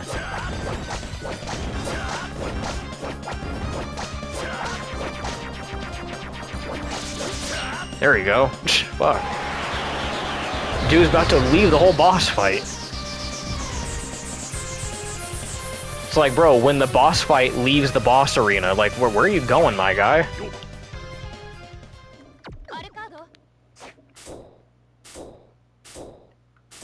It's so quiet.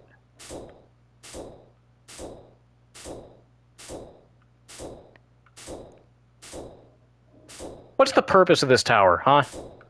Why does there need to be all these rooms and floors? What's the purpose here? What are we doing?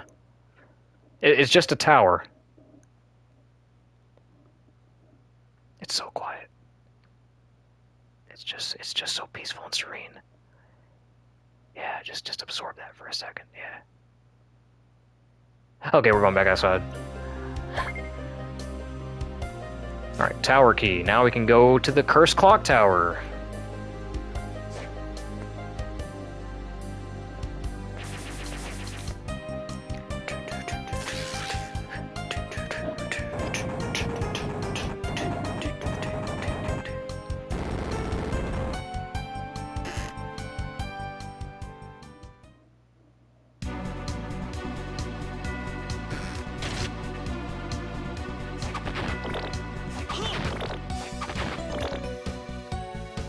Yeah, that is one thing that Yoko has. She does have the healing for hit. Granted, I think it's only 1 HP. Let me double check. Isn't it just 1 HP per hit? Oh no, it's 5, but I mean that basically equates to 1 when you've got like 400 HP, right? You round that up, that's basically 1 HP. It's not a whole lot, but I mean if you just sit there and just spam over and over again, you'll get your health back eventually. Okay, where are we going? We need to stop going the wrong way, lady. Stop going the wrong way.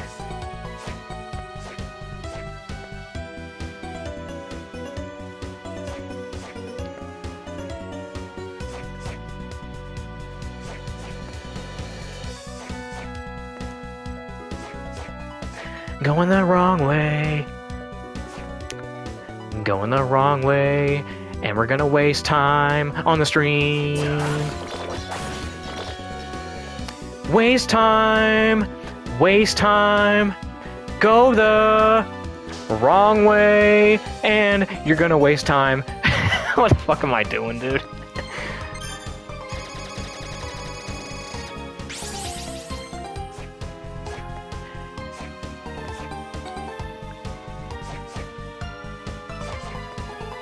You're gonna waste time if you keep trying to go for all of the rooms, even though you don't get any items from them anyway.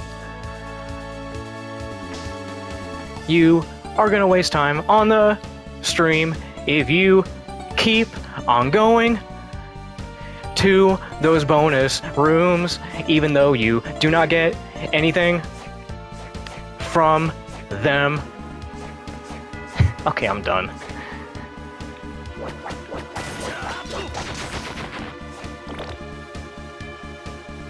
Boy, what'd I just tell you about going in the bonus rooms?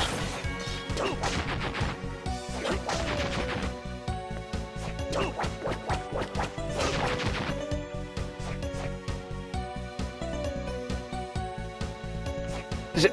Oh my god, that was horribly mistimed.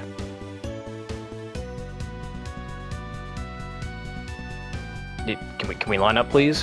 Here we go. Oh my god, that was... what's going on here? Okay, okay, here we go, here we go.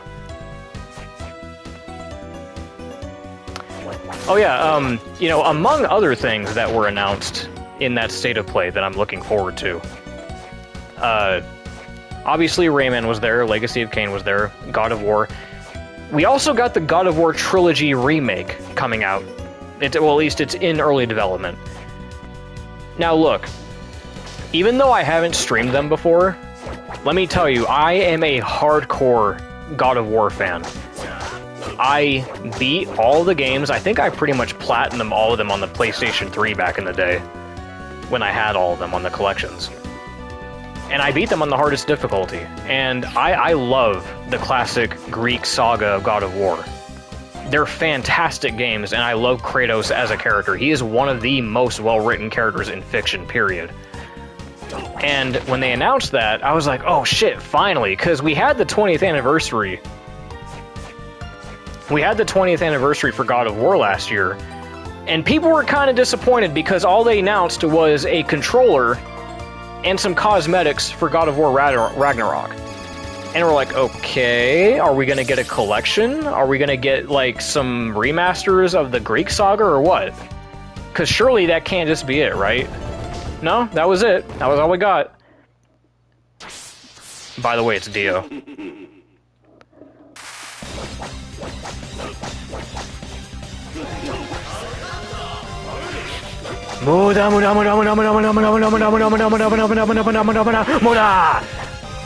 Anyway, going back to God of War. So, obviously that's hype, knowing that we're gonna get the trilogy remake, right? But here's the thing, right? There's plenty to be concerned about. Obviously, because it's a trilogy, we're missing out on a couple games, and arguably these games are very important. Chains of Olympus and Ghosts of Sparta are very, very important to Kratos and the story of God of War, right? And so if you're just going to do the mainline 3 games, I mean, there's nothing wrong with that. You could get away with doing that. But there is definitely a lot of, like, backstory and lore and depth that is missed out on if you choose to skip Ghost of Sparta and Chains of Olympus. So, with the trilogy remake, as cool as it is knowing that we're going to get the Greek saga to come back, there's also the concern of, like, how the format is going to be done. Because I want to be honest with you, and this is going to be a pretty hot take, I'm not a fan of the new games. I'm not. I'm not really a fan of God of War 2018, and I'm not a fan of God of War Ragnarok. I really don't like the gameplay style. I don't like the over-the-shoulder nature of the game. I think it's much slower, and I mean, that's obviously done by intent, right? Because Kratos is older, he's much more refined, he's much more relaxed. He's a much more composed person than how he used to be, so it's going to reflect that in gameplay, right? I can't fault them for that, but at the same time, it is a game first and foremost, and when you have a game that's different like that, look, I like God of War because of how it used to be. Because of how it used to be in the Greek saga, when it was a top-down, third-person, really high-octane, kind of like a character action, almost Devil May Cry-esque type game, where combos were very fast, very fluid. But now everything is just so much more cinematic and slower, and everything is much more simple. I feel like combos definitely aren't as much, like, they're definitely not as flashy as they used to be. It's just not as high-octane as it once was. And I kind of miss that.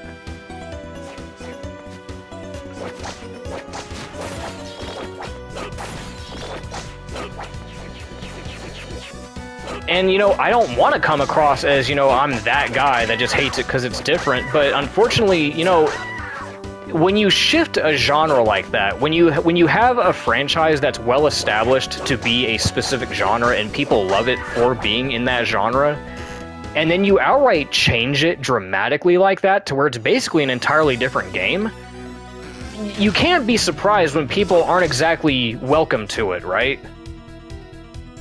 Yeah, no, the creator, I think his name is David Jaffe. The original creator of God of War has gone on record a bunch of times talking about how he hates the new God of War because of the direction that it took Kratos. Mostly because of how quote-unquote soft they're making him, because he has more depth now, because he, oh my god, he's not, they're making him such a soft person now because he has feelings. He's not a screaming, vengeful maniac. He's not a bloodthirsty killing machine anymore. How dare they? How dare he grow and redeem himself and actually, you know, be, you know, remorseful for his actions, right? Even though they alluded to that ever since the first fucking game, they alluded to that he had remorse. Like, there's a bunch of cutscenes in God of War 1 where he's like, by the gods, what have I become? Like, they do that all throughout the game, where he's talking about how much of a monster he is, because he killed his family. And so you get the idea that he wants to be freed from his torture of being reminded about what he did. And he doesn't want to be that kind of person, but the gods keep pushing him. Like, every game, the gods are pushing him. Like, everyone keeps testing the motherfucker. And so you at least understand why he becomes a vengeful, basically a fucking villain by the third game.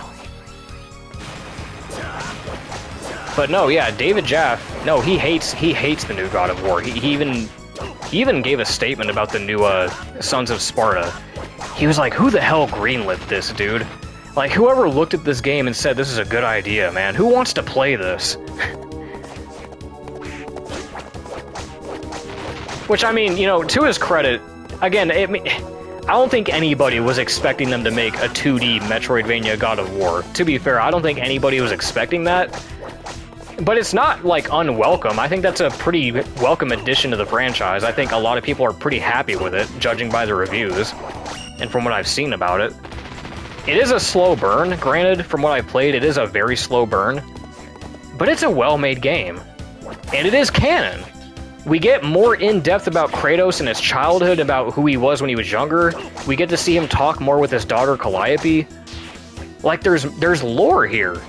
So even if just for that's worth it, even just by that merit, right? Like, there's merit just for the lore.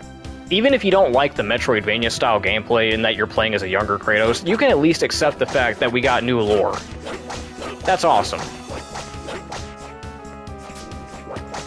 Which, by the way, the voice actor for young Kratos is Pitt. And the voice actor for his brother Deimos is Robin from Teen Titans. Okay, I think we need to switch to Alucard for these guys. Yeah, that's a lot. See, look how much more damage that did.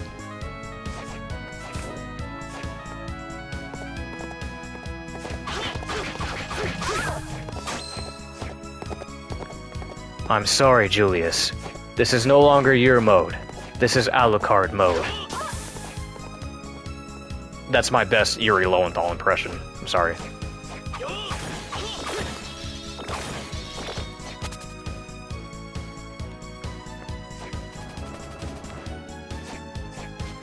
Now, Julius, don't make me hit you with the fireball jutsu. Fucking Christ. Yeah, no, I definitely do think that, you know, the new game Sons of Sparta definitely benefits by giving us more time with Deimos and Kratos, because they definitely don't give us enough time with them in Ghost of Sparta. Like, we know he has a brother, but we don't see him until, like, the very end of the game when you save him, and then he tries to kill you. And then once you fight him, then you guys do a tag team battle with Thanatos, and then he dies. Spoiler alert, he dies. And then he loses his brother, which leads him to be even more pissed off. But yes, it is nice to finally have more, like, exposition between Kratos and his brother. So that's awesome. What's not awesome, the one thing I will critique about this new game is how it's very much, like, coded to look very co-op. Because you're playing as two characters. You got Kratos and his brother. And you'd think, oh yeah, there's gonna be like a two-player mode for this, right? Because you're playing as two brothers. Player mode in this game, there is a co-op, but there's two caveats to that. One, it's not true co-op because you don't get to play in the campaign. It's a challenge mode, okay? And two, this is the most egregious part. You ready? You don't get to unlock the co-op mode until you beat the game. So if you're waiting to play with your buddy on God of War, you don't get to do that for like a whole 10 to 20 hours. Because that game is long as fuck. Wait, are we already here? Oh, I thought we were already... I was like, wait, are we already at Soma? I was like, wait, no, we're not. We're doing Dario. I was like, we're not done that quick. We didn't even fight Death yet. Like, I'm going senile already. But yeah, no, I'm happy with it. Most people are happy with it. I feel like most of the negativity has just been coming from a bunch of willfully ignorant cocksuckers who either don't really know hardly anything about God of War or are just too casual gamers to really care.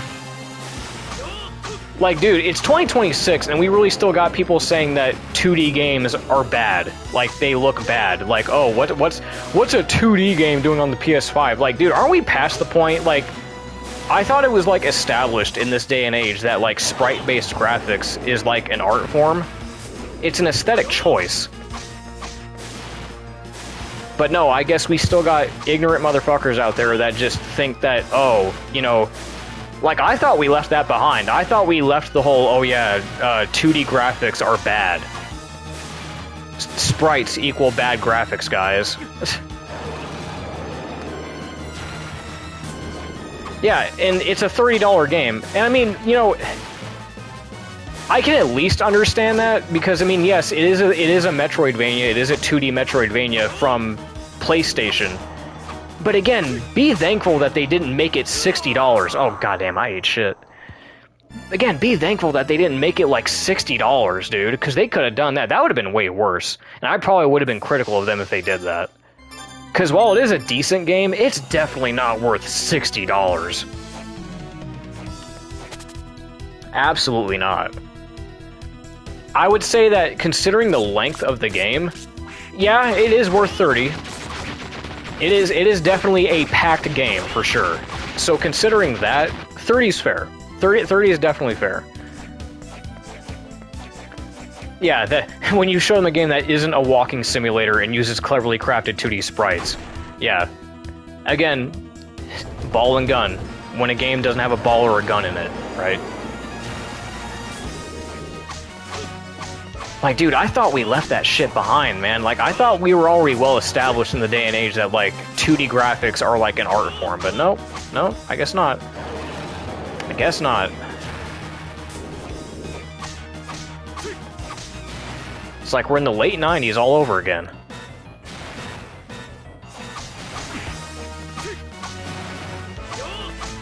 I think I even had a friend that came over to my house one day. And I was playing Doom. And he comes over, and he's like, he sees me playing, and he goes, man, what's a game like this doing on the PS5 anyway? You're like, this doesn't belong in the PS5? I'm like, dude, you're so fucking ignorant, and I can't stand ignorant motherfuckers. Willfully ignorant motherfuckers that just don't know anything about gaming or gaming history, gaming preservation, like art forms in general, like aesthetic choices. Like, dude, just fucking educate yourself.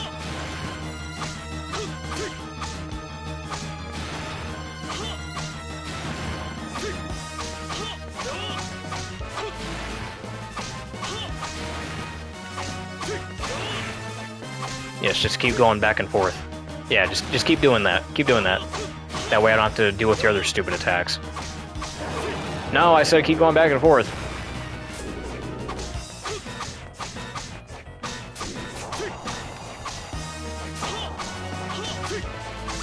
There we go. Shit! Again, nothing in there. What are you doing? Stop going in the bonus rooms. Alright. Well, we're just about on the tail end. All we gotta do now is go fight Death, and then go fight Soma, and then we're done. You see how quick that was, wasn't it? We're already like, what, an hour in? Just over an hour? I mean, look how much of the map we've got uncovered already. And I'm not even trying to go for everything. Like, I'm actively trying to skip areas. Well, trying to skip as much as I can, rather, but...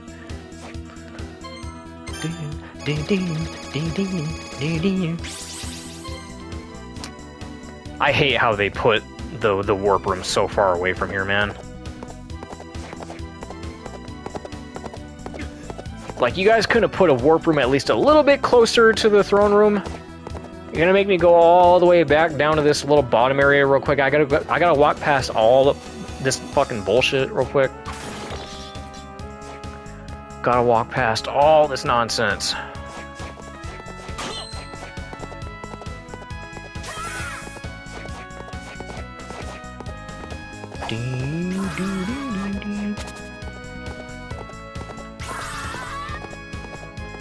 This game is really fucking slow because I don't have a dash. And where the fuck do you think you're going?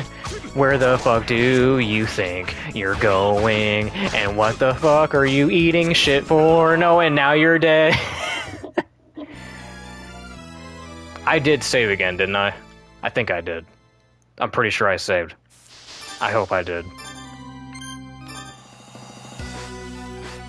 Yeah, but this dash sucks, though. This ain't no Symphony of the Night dash. Yeah, no, this is nothing compared to a Symphony of the Night dash. No, this is terrible. Oh, didn't mean to do that. This is terrible. This ain't shit.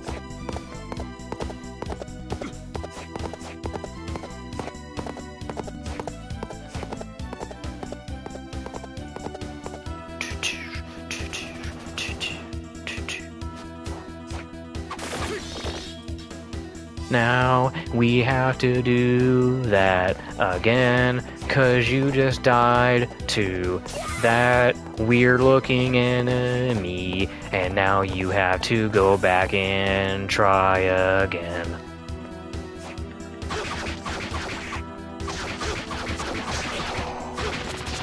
Like, why'd you turn into a bat?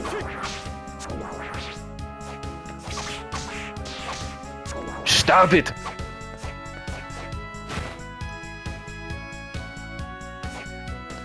The OG Castlevania games tend to be overlooked in their art style. I mean, like, can you really even say that they have an art style? Because even with the older games, I feel like the art style fluctuated a lot. Because, like, you would have... Oh, okay, alright, you're gonna die again if you don't be careful. Yeah, we need to start using this super jump more often. Because, like, even with the older games, if you looked between the cover art, the manual... and even, like, magazine excerpts, like, they would have different artists for just about everything in those games, and, like, the art style would fluctuate a lot. Like, doesn't Castlevania 3 have, like, 3 different variations of Trevor? There's, like, 3 different designs for Trevor. For Castlevania 3 alone.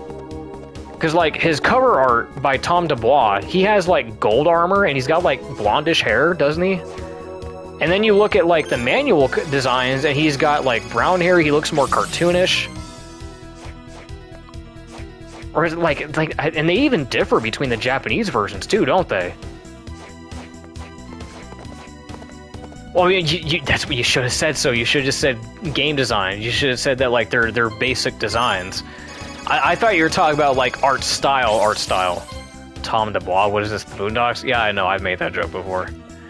Fucking Tom DeBois. But no, I mean, yeah, I get what you mean. I thought, because look, I'm an artist, all right. When you say art style, I think you're talking about like actual like hand-drawn artwork. You know, you know what I mean. Yeah, Simon Belmont with his 8 different designs. Yeah, it does. All right, time to go fight death. Okay, that was... Wait, no, I'm missing a boss. I'm stupid. I'm so stupoid. I'm stupoid. I missed a boss. Can you guys guess who it was? Guess who I missed? Guess which boss I missed. I bet you might be able to get it. I can't believe I totally forgot about this guy. He's my...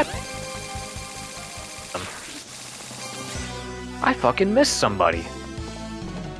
Silly me. Yeah, there you go, Juan. Paranoia. Yeah, I missed Paranoia. How can I fucking forget him? It's because he's on the same exact tower, like the same area as the Puppet Master. Like, he's right above him. I tend to forget that he's over there. By the way, here's the mile-long spanking machine.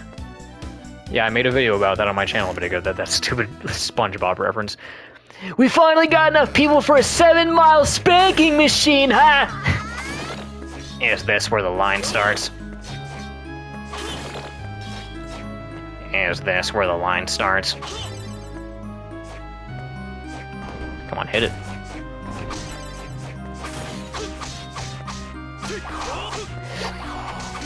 Come on, die, dude.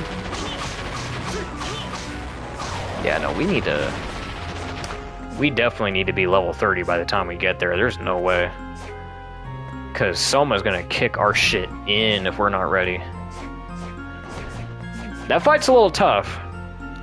I feel like Castlevania bosses aren't really, like, notoriously difficult, but let me tell you, that Soma fight with Julius mode is pretty fucking tough. Ow.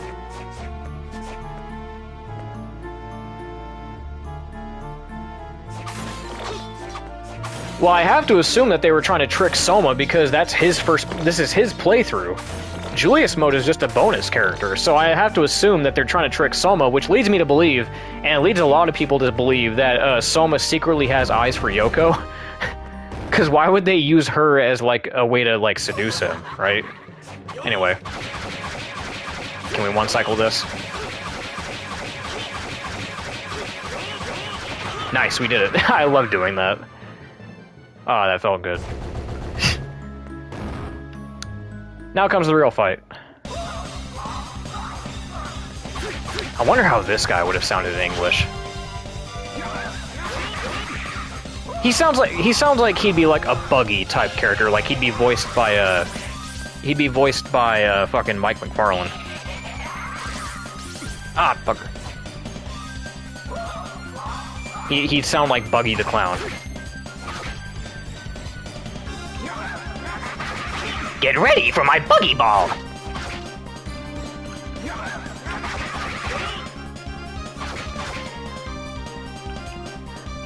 You flashy fool!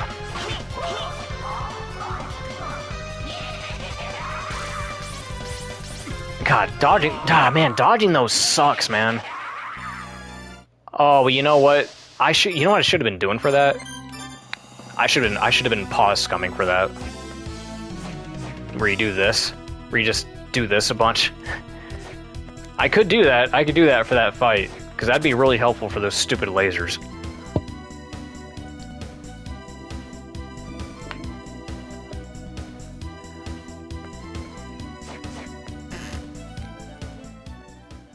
Buggy!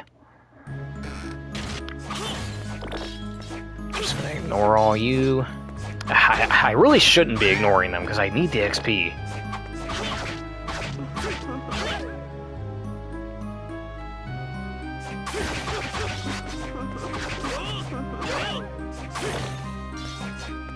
He gets ahead of Soma, but we fall... Oh, yeah, I guess that's right. But even then, like... You tell me that they can't change form on a whim? Or like, were the succubi just lazy? Or like, Yoko's sexy enough, she'll pull anybody.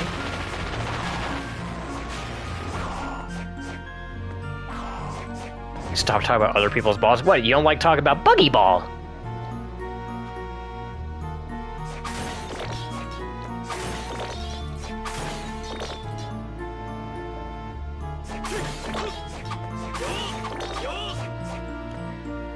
Alright. Take two. Can't believe I almost forgot about this motherfucker, man. Alright, let's one cycle this again. Come on. No, you fucked it up! Okay, what? Can we still get it? Of course I fucked it up on the second try, but we still got the one cycle, even though I took a hit. Alright, try again. Try again. There's a method to this. Whenever he's about to, like, stomp on your head, you want to hang on, like... Whichever side of the room you hang on, he's gonna float to the other side, so that's usually my method for this. So he's gonna float to the left side of the room, yep.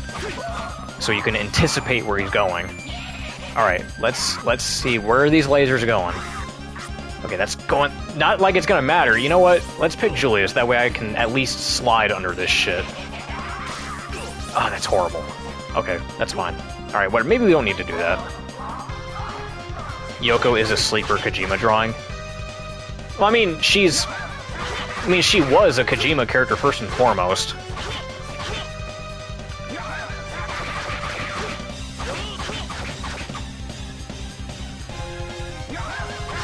Alright, there we go. Boy, we really fucked it. Those lasers will fuck you up bad.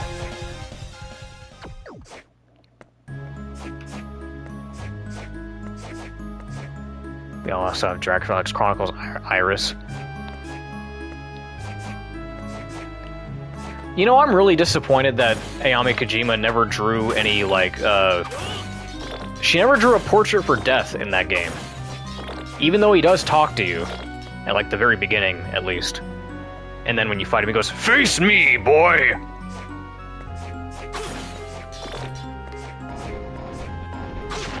It would have been cool to see her draw that version of Death.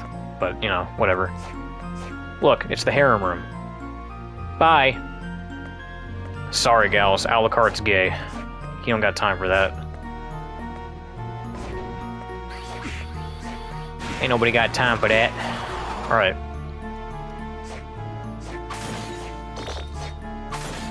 Time to test your... Oh, you know what? That reminds me. I don't know if you guys knew this. I found this out the hard way when I was looking up the voice acting website. Death's voice actor passed away a few years ago. Which is weird because I don't think I remember anybody reporting on it. Yeah, no, Death, his voice actor passed away some time ago. So rest in peace to... I forgot his name. You know what? I'm gonna look it up real quick. I'm gonna give him proper respect. Who is Death's voice actor? He was mostly known for Death anyway. I mean, he's been in some anime, but most of his reprisals have been Death. No, not the fucking... See, the first thing it brings up, when I type in Death voice actor Castlevania, it brings me the fucking Netflix show first and foremost. Fuck off, dude. Tom Weiner, that's who it was. Tom Weiner. Rest in peace, Tom Weiner.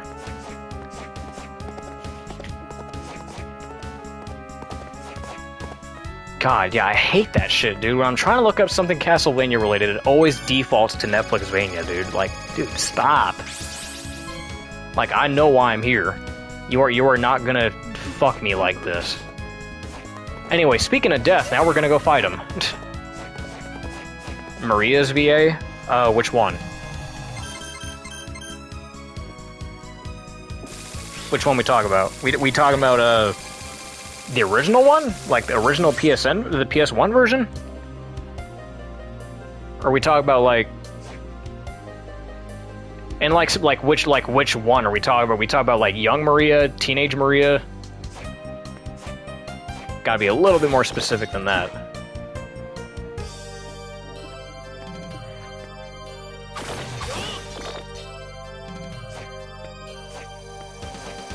Man, I can't believe that this is a Haunted Castle track. Because I only played Haunted Castle within, like, the past 5 years, and when I played that for the first time, I was like, dude, that's a Haunted Castle track? Because I thought that was original to this game. Because it sounds so unique, doesn't it? It sounds so different. It doesn't sound like something that you would hear in a traditional Castlevania. But no, this was a Haunted Castle track. That totally took me off guard when I found that out.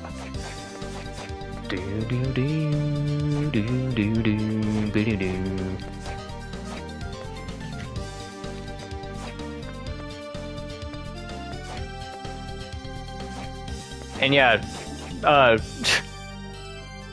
boo Konami for not giving Death any dialogue for Aria of Sorrow and Dawn of Sorrow, when arguably that would have been some of his most important, like, I think that would have been absolutely pivotal for him to talk in these games, because you'd think he'd have something to say, right?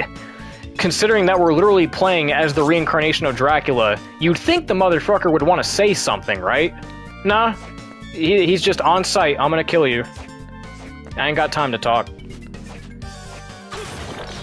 I know he says something in Recordons of the Gods Abyss about why he attacked Soma, and I guess it was because he doesn't recognize him as the master of the castle anymore.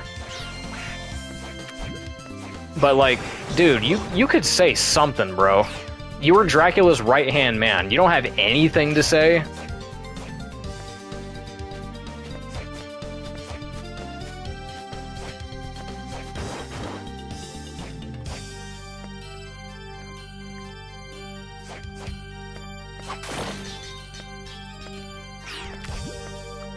Dropping the ball per usual. Hey, what's going on, Jay Tekken? We're just about done, as you can tell.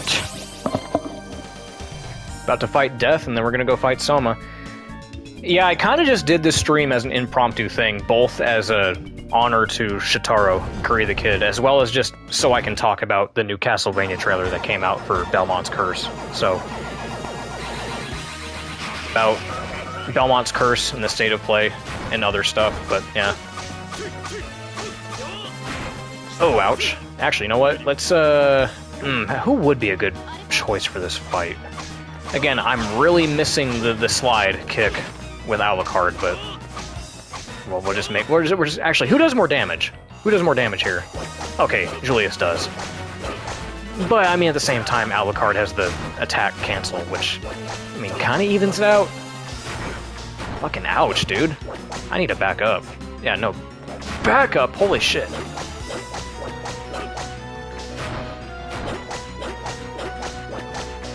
Alright, we really need to be careful with this fight. Yeah, we're just eating shit bad, dude.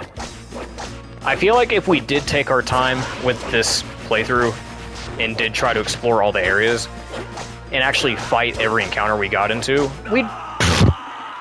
we'd probably be about level 35, maybe even 40, if we really sat down and grinded a little bit. But I'm trying to make this streamlined as I can, just to kind of get through it.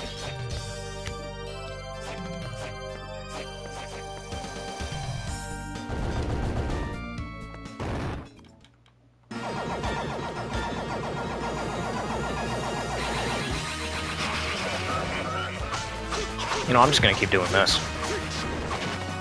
I feel like this is just more practical because of the rate at which it hit him. The attack rate is what matters to me. Because, I mean, even though Julius does, like, what, 5 extra points of damage, he hits slower. And I feel like it doesn't really even it out that much, so I'm just gonna stick with Alucard. Okay, so just keep a fair distance from him.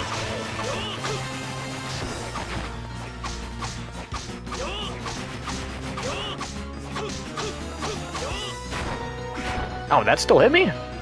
Huh.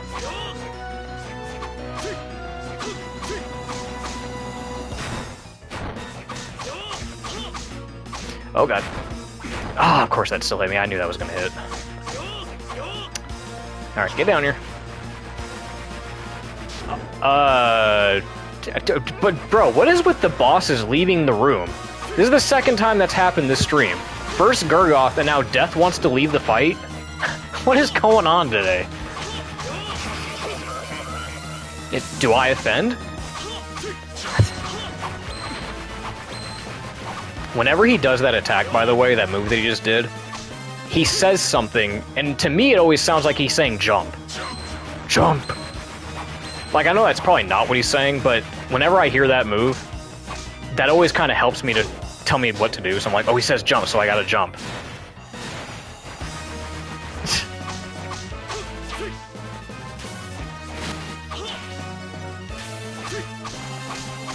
I feel like one more hit and we're dead.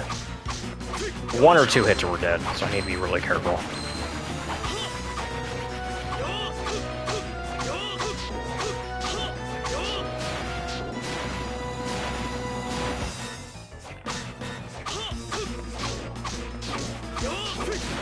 Oh! Oh, right, I forgot about Abaddon. I forgot about the other gauntlet of bosses that we have to deal with when we get down to fucking the Abyss. Oh my god, I almost got hit by the sickle. Well, I say gauntlet of bosses, but I think it's just Abaddon. Oh, no! Fuck, how much you want to bet we were super close, too?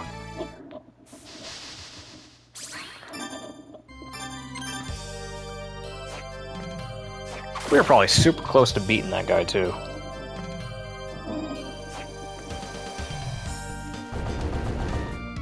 Come on. Well, now you guys get to see what it looks like when I don't rewind. You're getting the true to form Castlevania experience, how it was always meant to be. Yeah.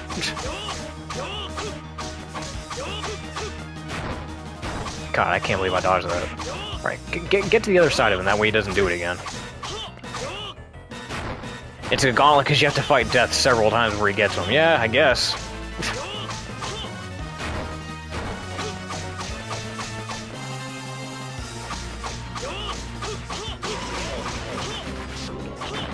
Alright.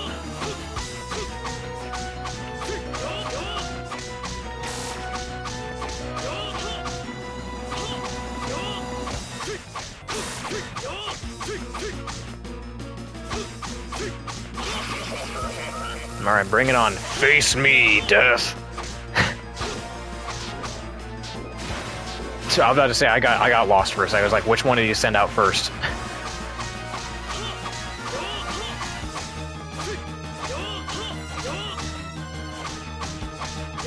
You don't have to do the magic seals. Yeah, I mean, even then, it's not that bad. It's not that bad because they're just QTEs, so I don't really care. Even if I did have to do them, they're just simple button presses. Which again is a very welcome addition. I was not expecting them to make that quality of life change for this game. I thought at the very least that they were just gonna take the high road and just make it like Julius mode, to where it's kind of like this, where it just bypasses the whole thing entirely. But no, they made it work. Is there in a sheep? What the fuck does that mean?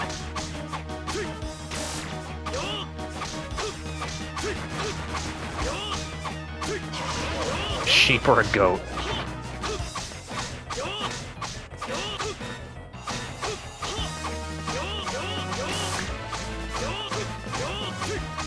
Oh, because of the noise I made. Because I said it's not that bad.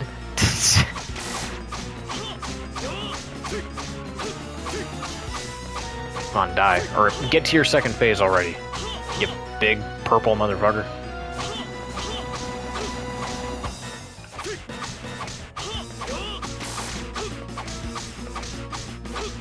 God. Come on. There we go. Please don't fuck this up. Oh, he told us to jump. He told us to jump.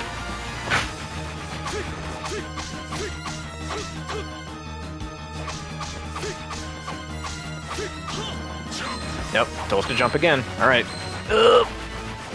Aw, come on, I was trying to go for a no-hit.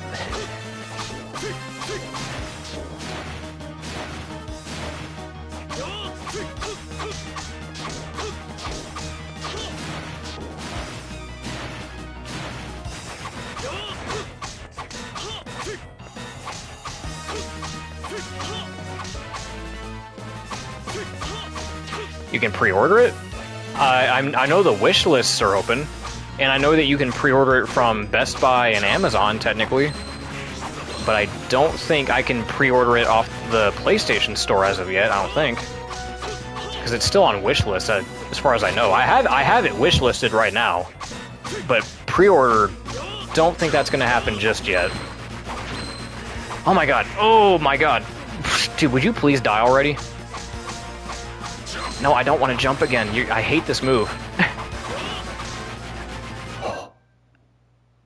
That was instinct. I technically didn't rewind yet. Shut up. I didn't rewind. It pulled up the rewind menu. I didn't rewind yet. Calm down. That was instinct. I didn't rewind.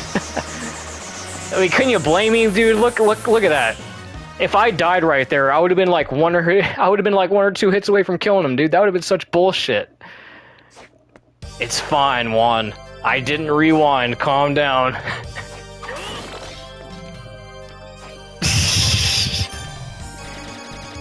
You calm the fuck down. It was a misinput.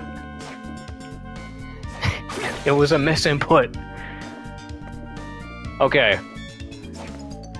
Now we're at the home struts. Alright, we can go to the Abyss, we're gonna fight Abaddon, and we're gonna beat Soma, and we're gonna be done.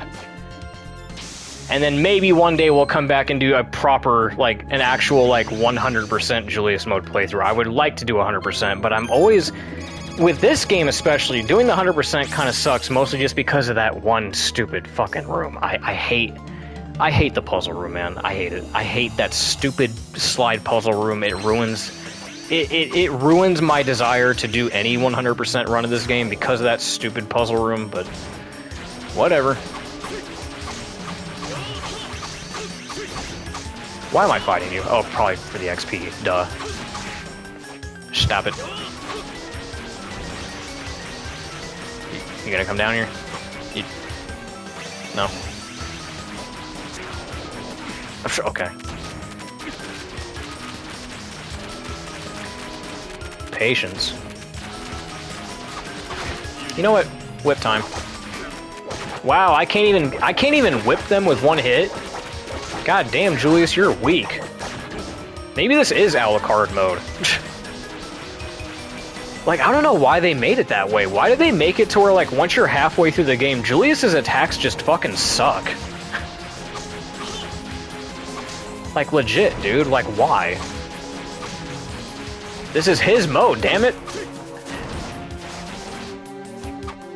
It's Yoko mode.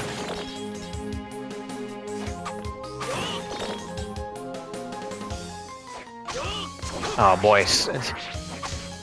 Room filled with sand with these guys? Hell no, hell no. Get out of my face. Oh, get out of here. Can I just please move past you guys? Can I... Please. No, his stupid recoil hit me. That's fucked up. I got killed by the recoil, bro. Oh my god, this... We're just eating shit. Just eating shit. Like, can I just... dodge these? Let that go off. I don't think I... Just... What, like, what's the point in grinding now, right? We're already here.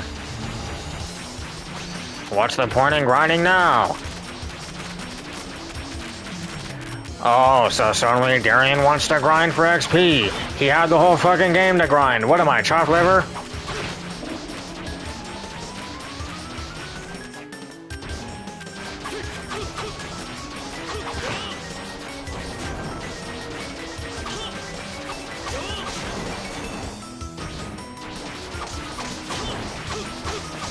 You die. I need you guys to die, please. All right.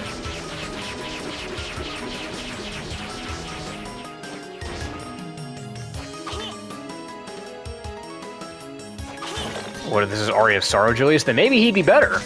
Maybe he'd be kicking these guys' asses a lot faster, and I wouldn't have to deal with switching to Alucard all the time. Here, we're gonna wait for you. Yeah, there we go. We're gonna wait. That way you get over here and we can. There we go. That way I don't have to deal with two of your asses. Quick, quick, quick! Ah, you took a hit.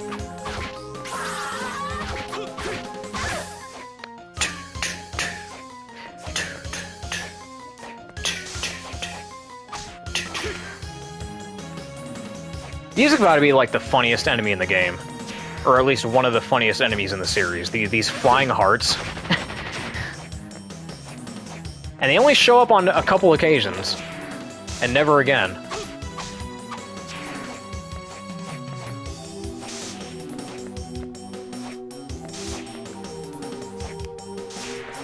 I think I already mentioned it the last time I streamed this, during my base playthrough. I do find it funny how when you get here, when you kill these guys, they give you a soul that makes it to where you can move through sand faster.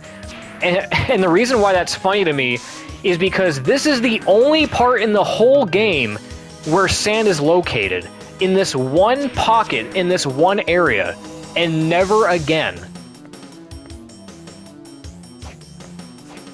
That's it. That's the only time you're ever going to see sand. And they give you a soul for that to make you move faster through it. Like it matters. Who the hell thought it was a good idea to place a silver soul? No, yeah, you know what? No, I want to talk about that. That does kind of piss me off about the Black Panther soul. About how in both Aria of Sorrow and Dawn of Sorrow, they make you get those souls at the end of the game. But that's not even the worst part. The worst part is that you can't carry those over to New Game Plus. Which, like, I get it, I understand, because in some scenarios, Black Panther will make you jump farther and can let you reach certain places that you couldn't normally get to. I get that. But it's New Game Plus. Like, you should be able to do whatever you want. Like, don't you think I've earned the ability to move faster in my new playthrough? Can I at least earn the privilege of moving quicker?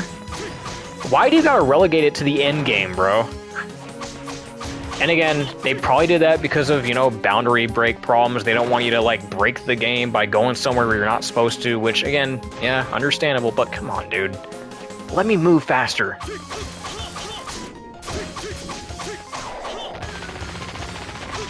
It's fucking horseshit. It's complete fucking horseshit.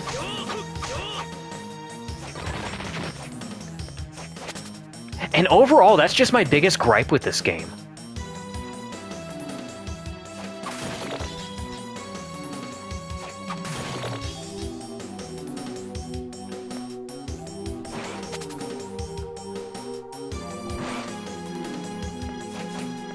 They got this big old fleshy room, this fleshy area.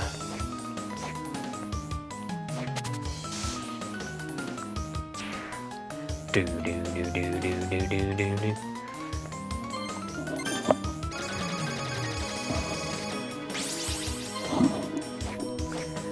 All right, Abaddon, you musical bastard. All right, how bad is this gonna be?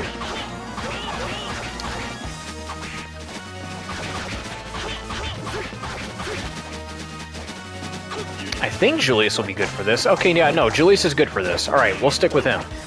I want to use Julius because I feel like his whip is going to be helpful against these locusts. Over here. It's like, wow, for once, an endgame enemy that actually hurts. That is actually weak to Julius's attacks. I'll be damned. I thought I was going to use Alucard for the rest of the run. Yeah, the Limp Whip. Yeah, the Limp Whip is good to block these locusts.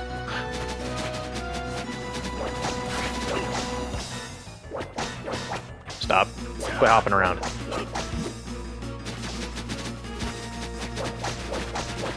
Or using Yoko's ISO. Oh my god, it was too late! I was too late! Fuck, I didn't see it coming. I should have been crouched. Okay. When he starts doing that, I might have to start pause scumming for that just to make sure I don't... Okay, he's doing the straight one. Yep, there we go. He's doing it again? No, he's not. He's doing that one. I'm probably gonna eat shit. Yep. Fuck. Couldn't get to the other side of the screen in time. If I didn't eat shit from that one crowd of locusts, probably would have been fine. Oh. Valkyrie, fuck off.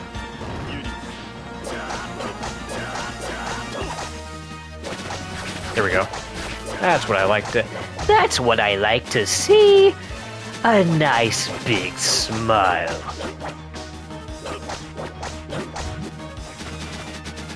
should have just teleported. Would that have worked?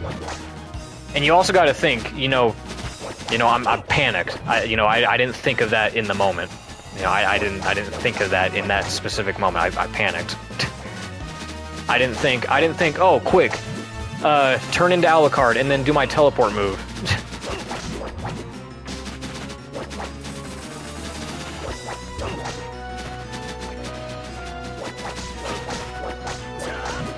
Fuck, I hate when he does this one. That just eats up your health so bad, dude. Oh my god. Why do you gotta be on that side of the screen, you fucknut?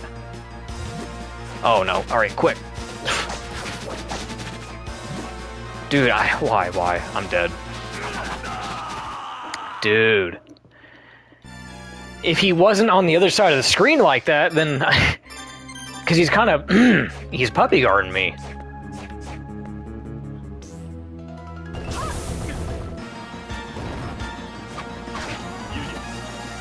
It's like, yeah, I would have been able to dodge that if you weren't in my way. Can you uppercut that? I'd probably just eat the damage. I might be able to hit a couple of them, but I'm probably going to eat damage right afterward, because I'm technically going right into them. I think that's how it works for every other enemy in the game. If you try to uppercut into them, you just take damage. So I'm not going to... Well, let's try it. It actually works! Huh. I'd never tried that. Color me surprised. Every time you try to uppercut an enemy in this game, you take damage from them if you hit them. Because you take contact damage. Well, alright, I guess we can uppercut that. Good to know. Thank you for whoever said that. Now I know. I never knew that in all my time playing this. Ouch, ouch, ouch. Never would have known that. Learning things as we fucking go along. Learn something new every day.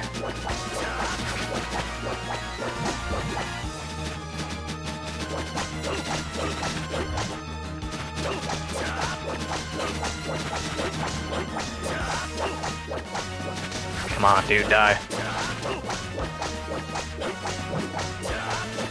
And then we're gonna do an uppercut. Oh, I still got hit.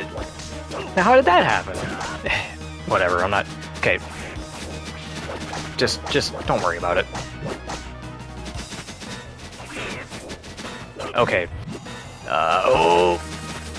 I'm trying to experiment with it. I'm gonna die. There we go.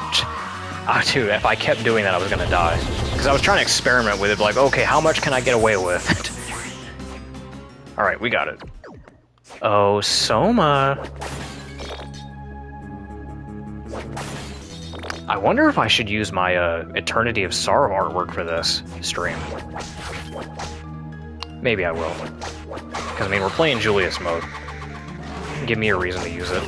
Because I'm definitely not going to be streaming that ROM hack anytime soon, so... Why not? Why not use my own artwork? Okay, this situation sucks. Stop poking. Why isn't this Black Panther dead yet? There we go.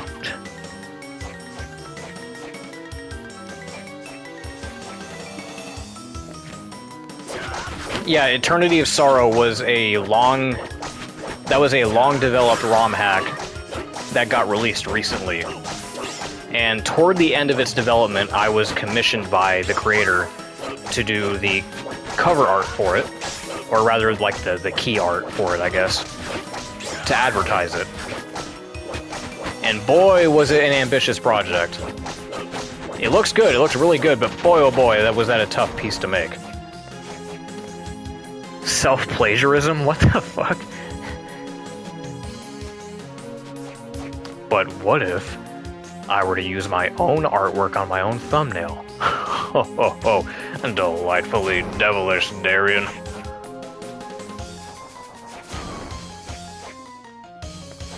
Delightfully devilish and Darien. Has anyone ever tried to pay you an exposure? I mean, I've had people use my artwork for their streams before, their YouTube videos. I mean, I've had... I think there's only been a couple times where someone's paid me to use my artwork for, like, videos.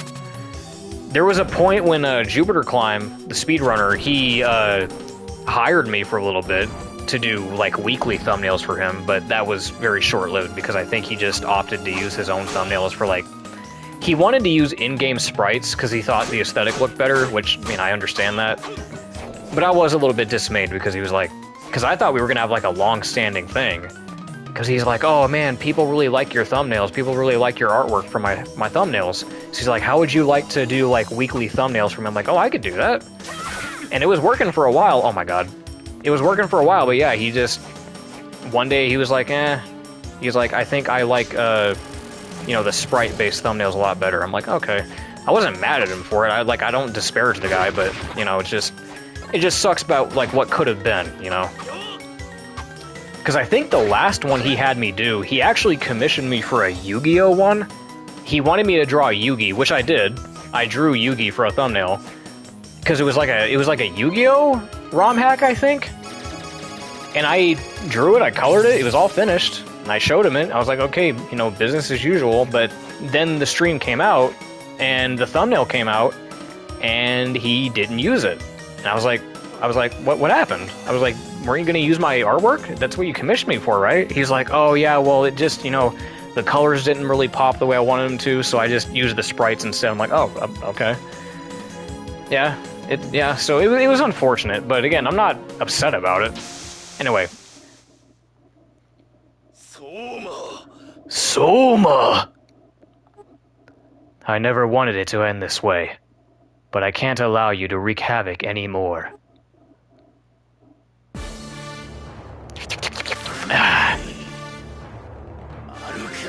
Arucado! Alright, so this fight is tough as hell, especially if you don't know what you're doing. This is definitely one of the harder Castlevania fights in the series, in my opinion. It is...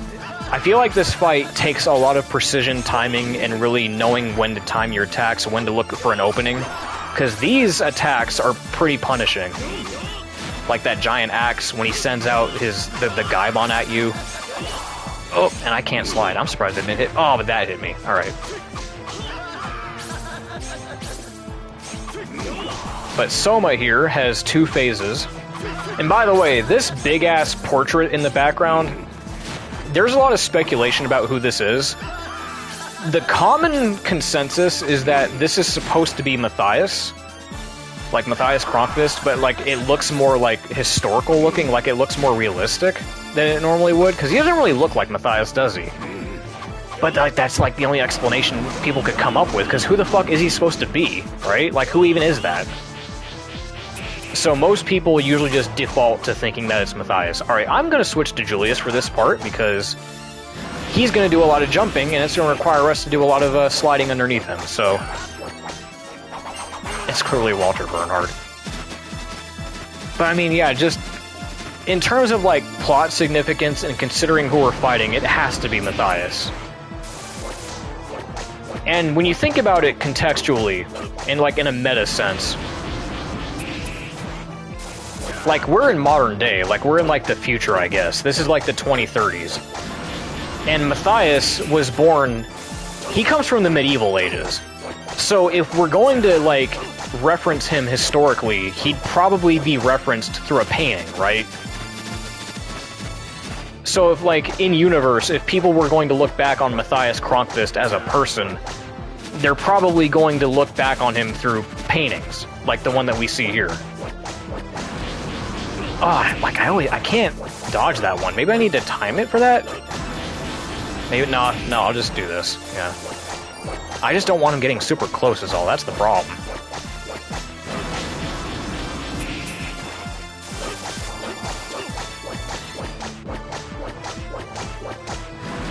Alright, one more of these and I need to slide under him. Oh, please don't do it again. No, he's gonna do it, yep. Oh, I dodged it, okay. Oh, but I got hit by the harpy? That never happens. Alright, now he's gonna throw out the locusts. Please be almost dead. Can we do this in one shot? I've died to a bunch of bosses so far, I'd like to do this in one shot, please! Okay. That'd be amazing if I could do this in one shot. Come on, we can do it.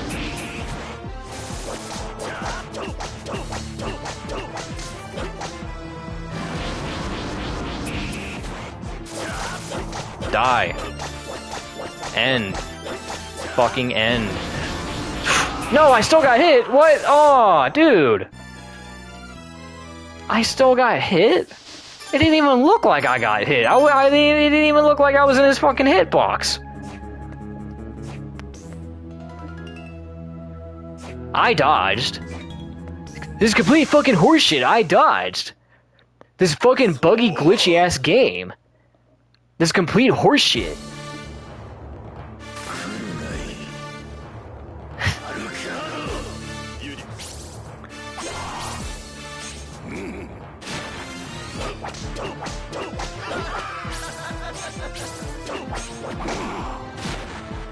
Complete fucking horseshit. I was like, what? No, I slid, and the worm hit me anyway. I wasn't even near the worm, and I died to him anyway. Complete horseshit.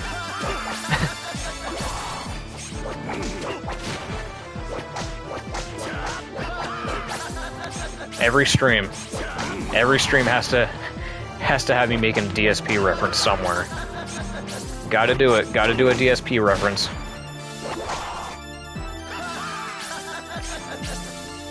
It's because I fucking suck. I've been playing Castlevania for 20 years and I still fucking suck.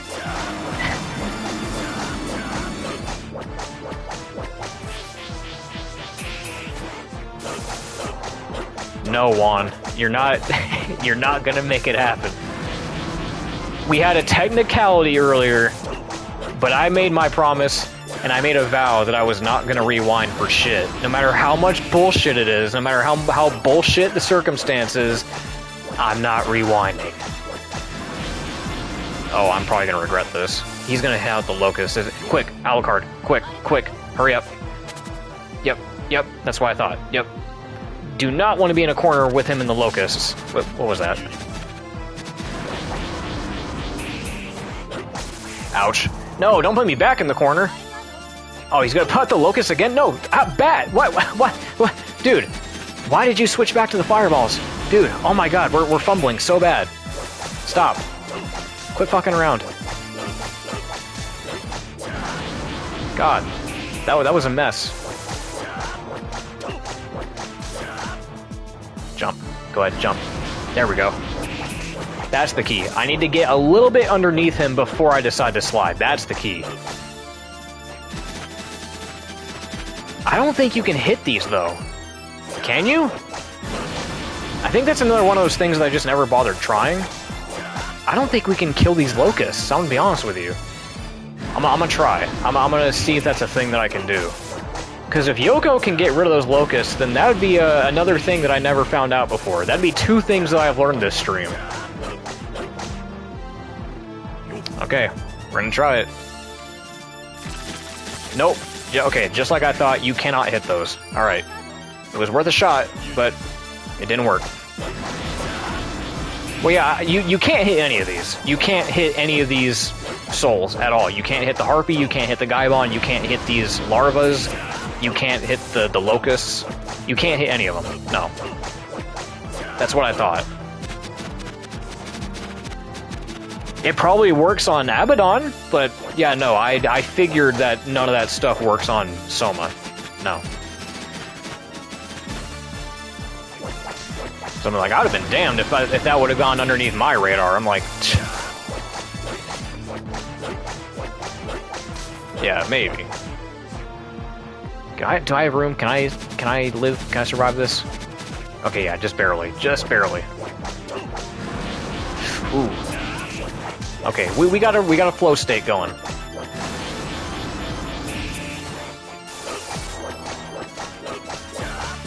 Just gotta keep it up. You said. Or whatever he said. Alright. Wow, how long was that? Almost 2 hours? Just about? Yeah, I told you. I told you it's pretty quick. Now do you see why I'm able to beat this game, like, multiple times in one day? Like, if you're just rushing through it, you can totally just do that. Yeah.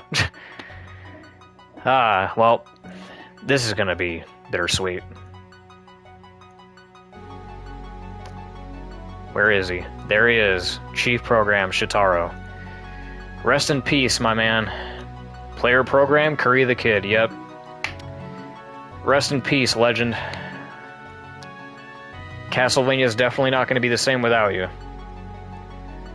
I'm definitely going to miss seeing your name in the end credits. Rest in peace, man. Fuck cancer. I hope that, I'm sure they will. I do hope that when Belmont's Curse comes out, I don't know if... I'm pretty sure Shitaro had nothing to do with it. I don't think he worked on that game. And even if he didn't work on that game, I do hope that they give him some sort of, like, special thanks at the end of the game, like some sort of tribute, because I do think he deserves it. Even if he didn't work on the game directly, I do think he deserves to have, like, a special thanks at the credits. Like, in memoriam, like, say, in memory of Shitaro, Curry the Kid. And I'm sure the same thing will happen with Bloodstained 2 when that comes out, because that's already been confirmed by Koji Igarashi, because he released a statement saying that from this point on, they're going to be developing Bloodstained 2 with a lot more care and consideration in favor of Shitaro to honor him. So I'm sure they'll have something planned for him, but I do hope the same thing is true for Belmont's Curse. And I think that should be true of all Castlevania games going forward. I'm going to be honest with you. Because Shitaro, I'm going to be honest with you, he's the one that gave these games their flavor. These games have a specific flavor to them that would not have been possible without him, so... Gotta give him his flowers. Yeah. The end. Yep. Rest in peace, man. Alright, well... That was a good one. That was a good stream. That went about as much as I planned it to. We didn't rewind. We had a technicality, but we did not rewind. So now you know what it looks like when I don't choose to rewind. That wasn't bad, though. So, yeah, there was Julius mode. As much as I would have liked to do 100%, again, I wanted this to be more streamlined, and again, I really don't like that puzzle room. I need to figure out, like, I need to probably go watch, like, a walkthrough or find, like, a YouTube video that has, like a specific route laid out. That has, like a linear way to do it. That way I can get all those rooms done at once, instead of having to do it like trial and error. Instead of having to just sit there looking like a jackass, flipping the puzzle around, constantly trying to get the rooms, because it's annoying. I really wish that was the one room that didn't make it in this game. So yeah, I know Shadow Zerk, he does all the no-hit runs for the bosses. I'm not too worried about the no-hit stuff. Yeah, no, I'm talking about the puzzle room. I'm talking about the puzzle, because I'm trying to go for 100% completion. But man, going for 100% on this game sucks because of that puzzle room. Especially those money doors. When you're playing a Soma, it's even worse because you got the money doors. Those are stupid too. Anyway, that's going to be it for me. It was fun talking about Belmont's Curse and all the other things in the State of Play. And yeah, being able to give my condolences and my thanks to Shitaro one last time before we hop off. So yeah, that's going to be it. Thank you all for chatting. Thank you all for hanging out. And I will catch y'all in the next one. Hopefully with more Order of Ecclesia so that we can finish the rest of the half of that game. Because I'm pretty sure I'm already prepared. I already got all my off-screen stuff prepared. So next time I come back to that, we will finish up Order of Ecclesia. So we'll be good on that. Alright. Catch y'all later.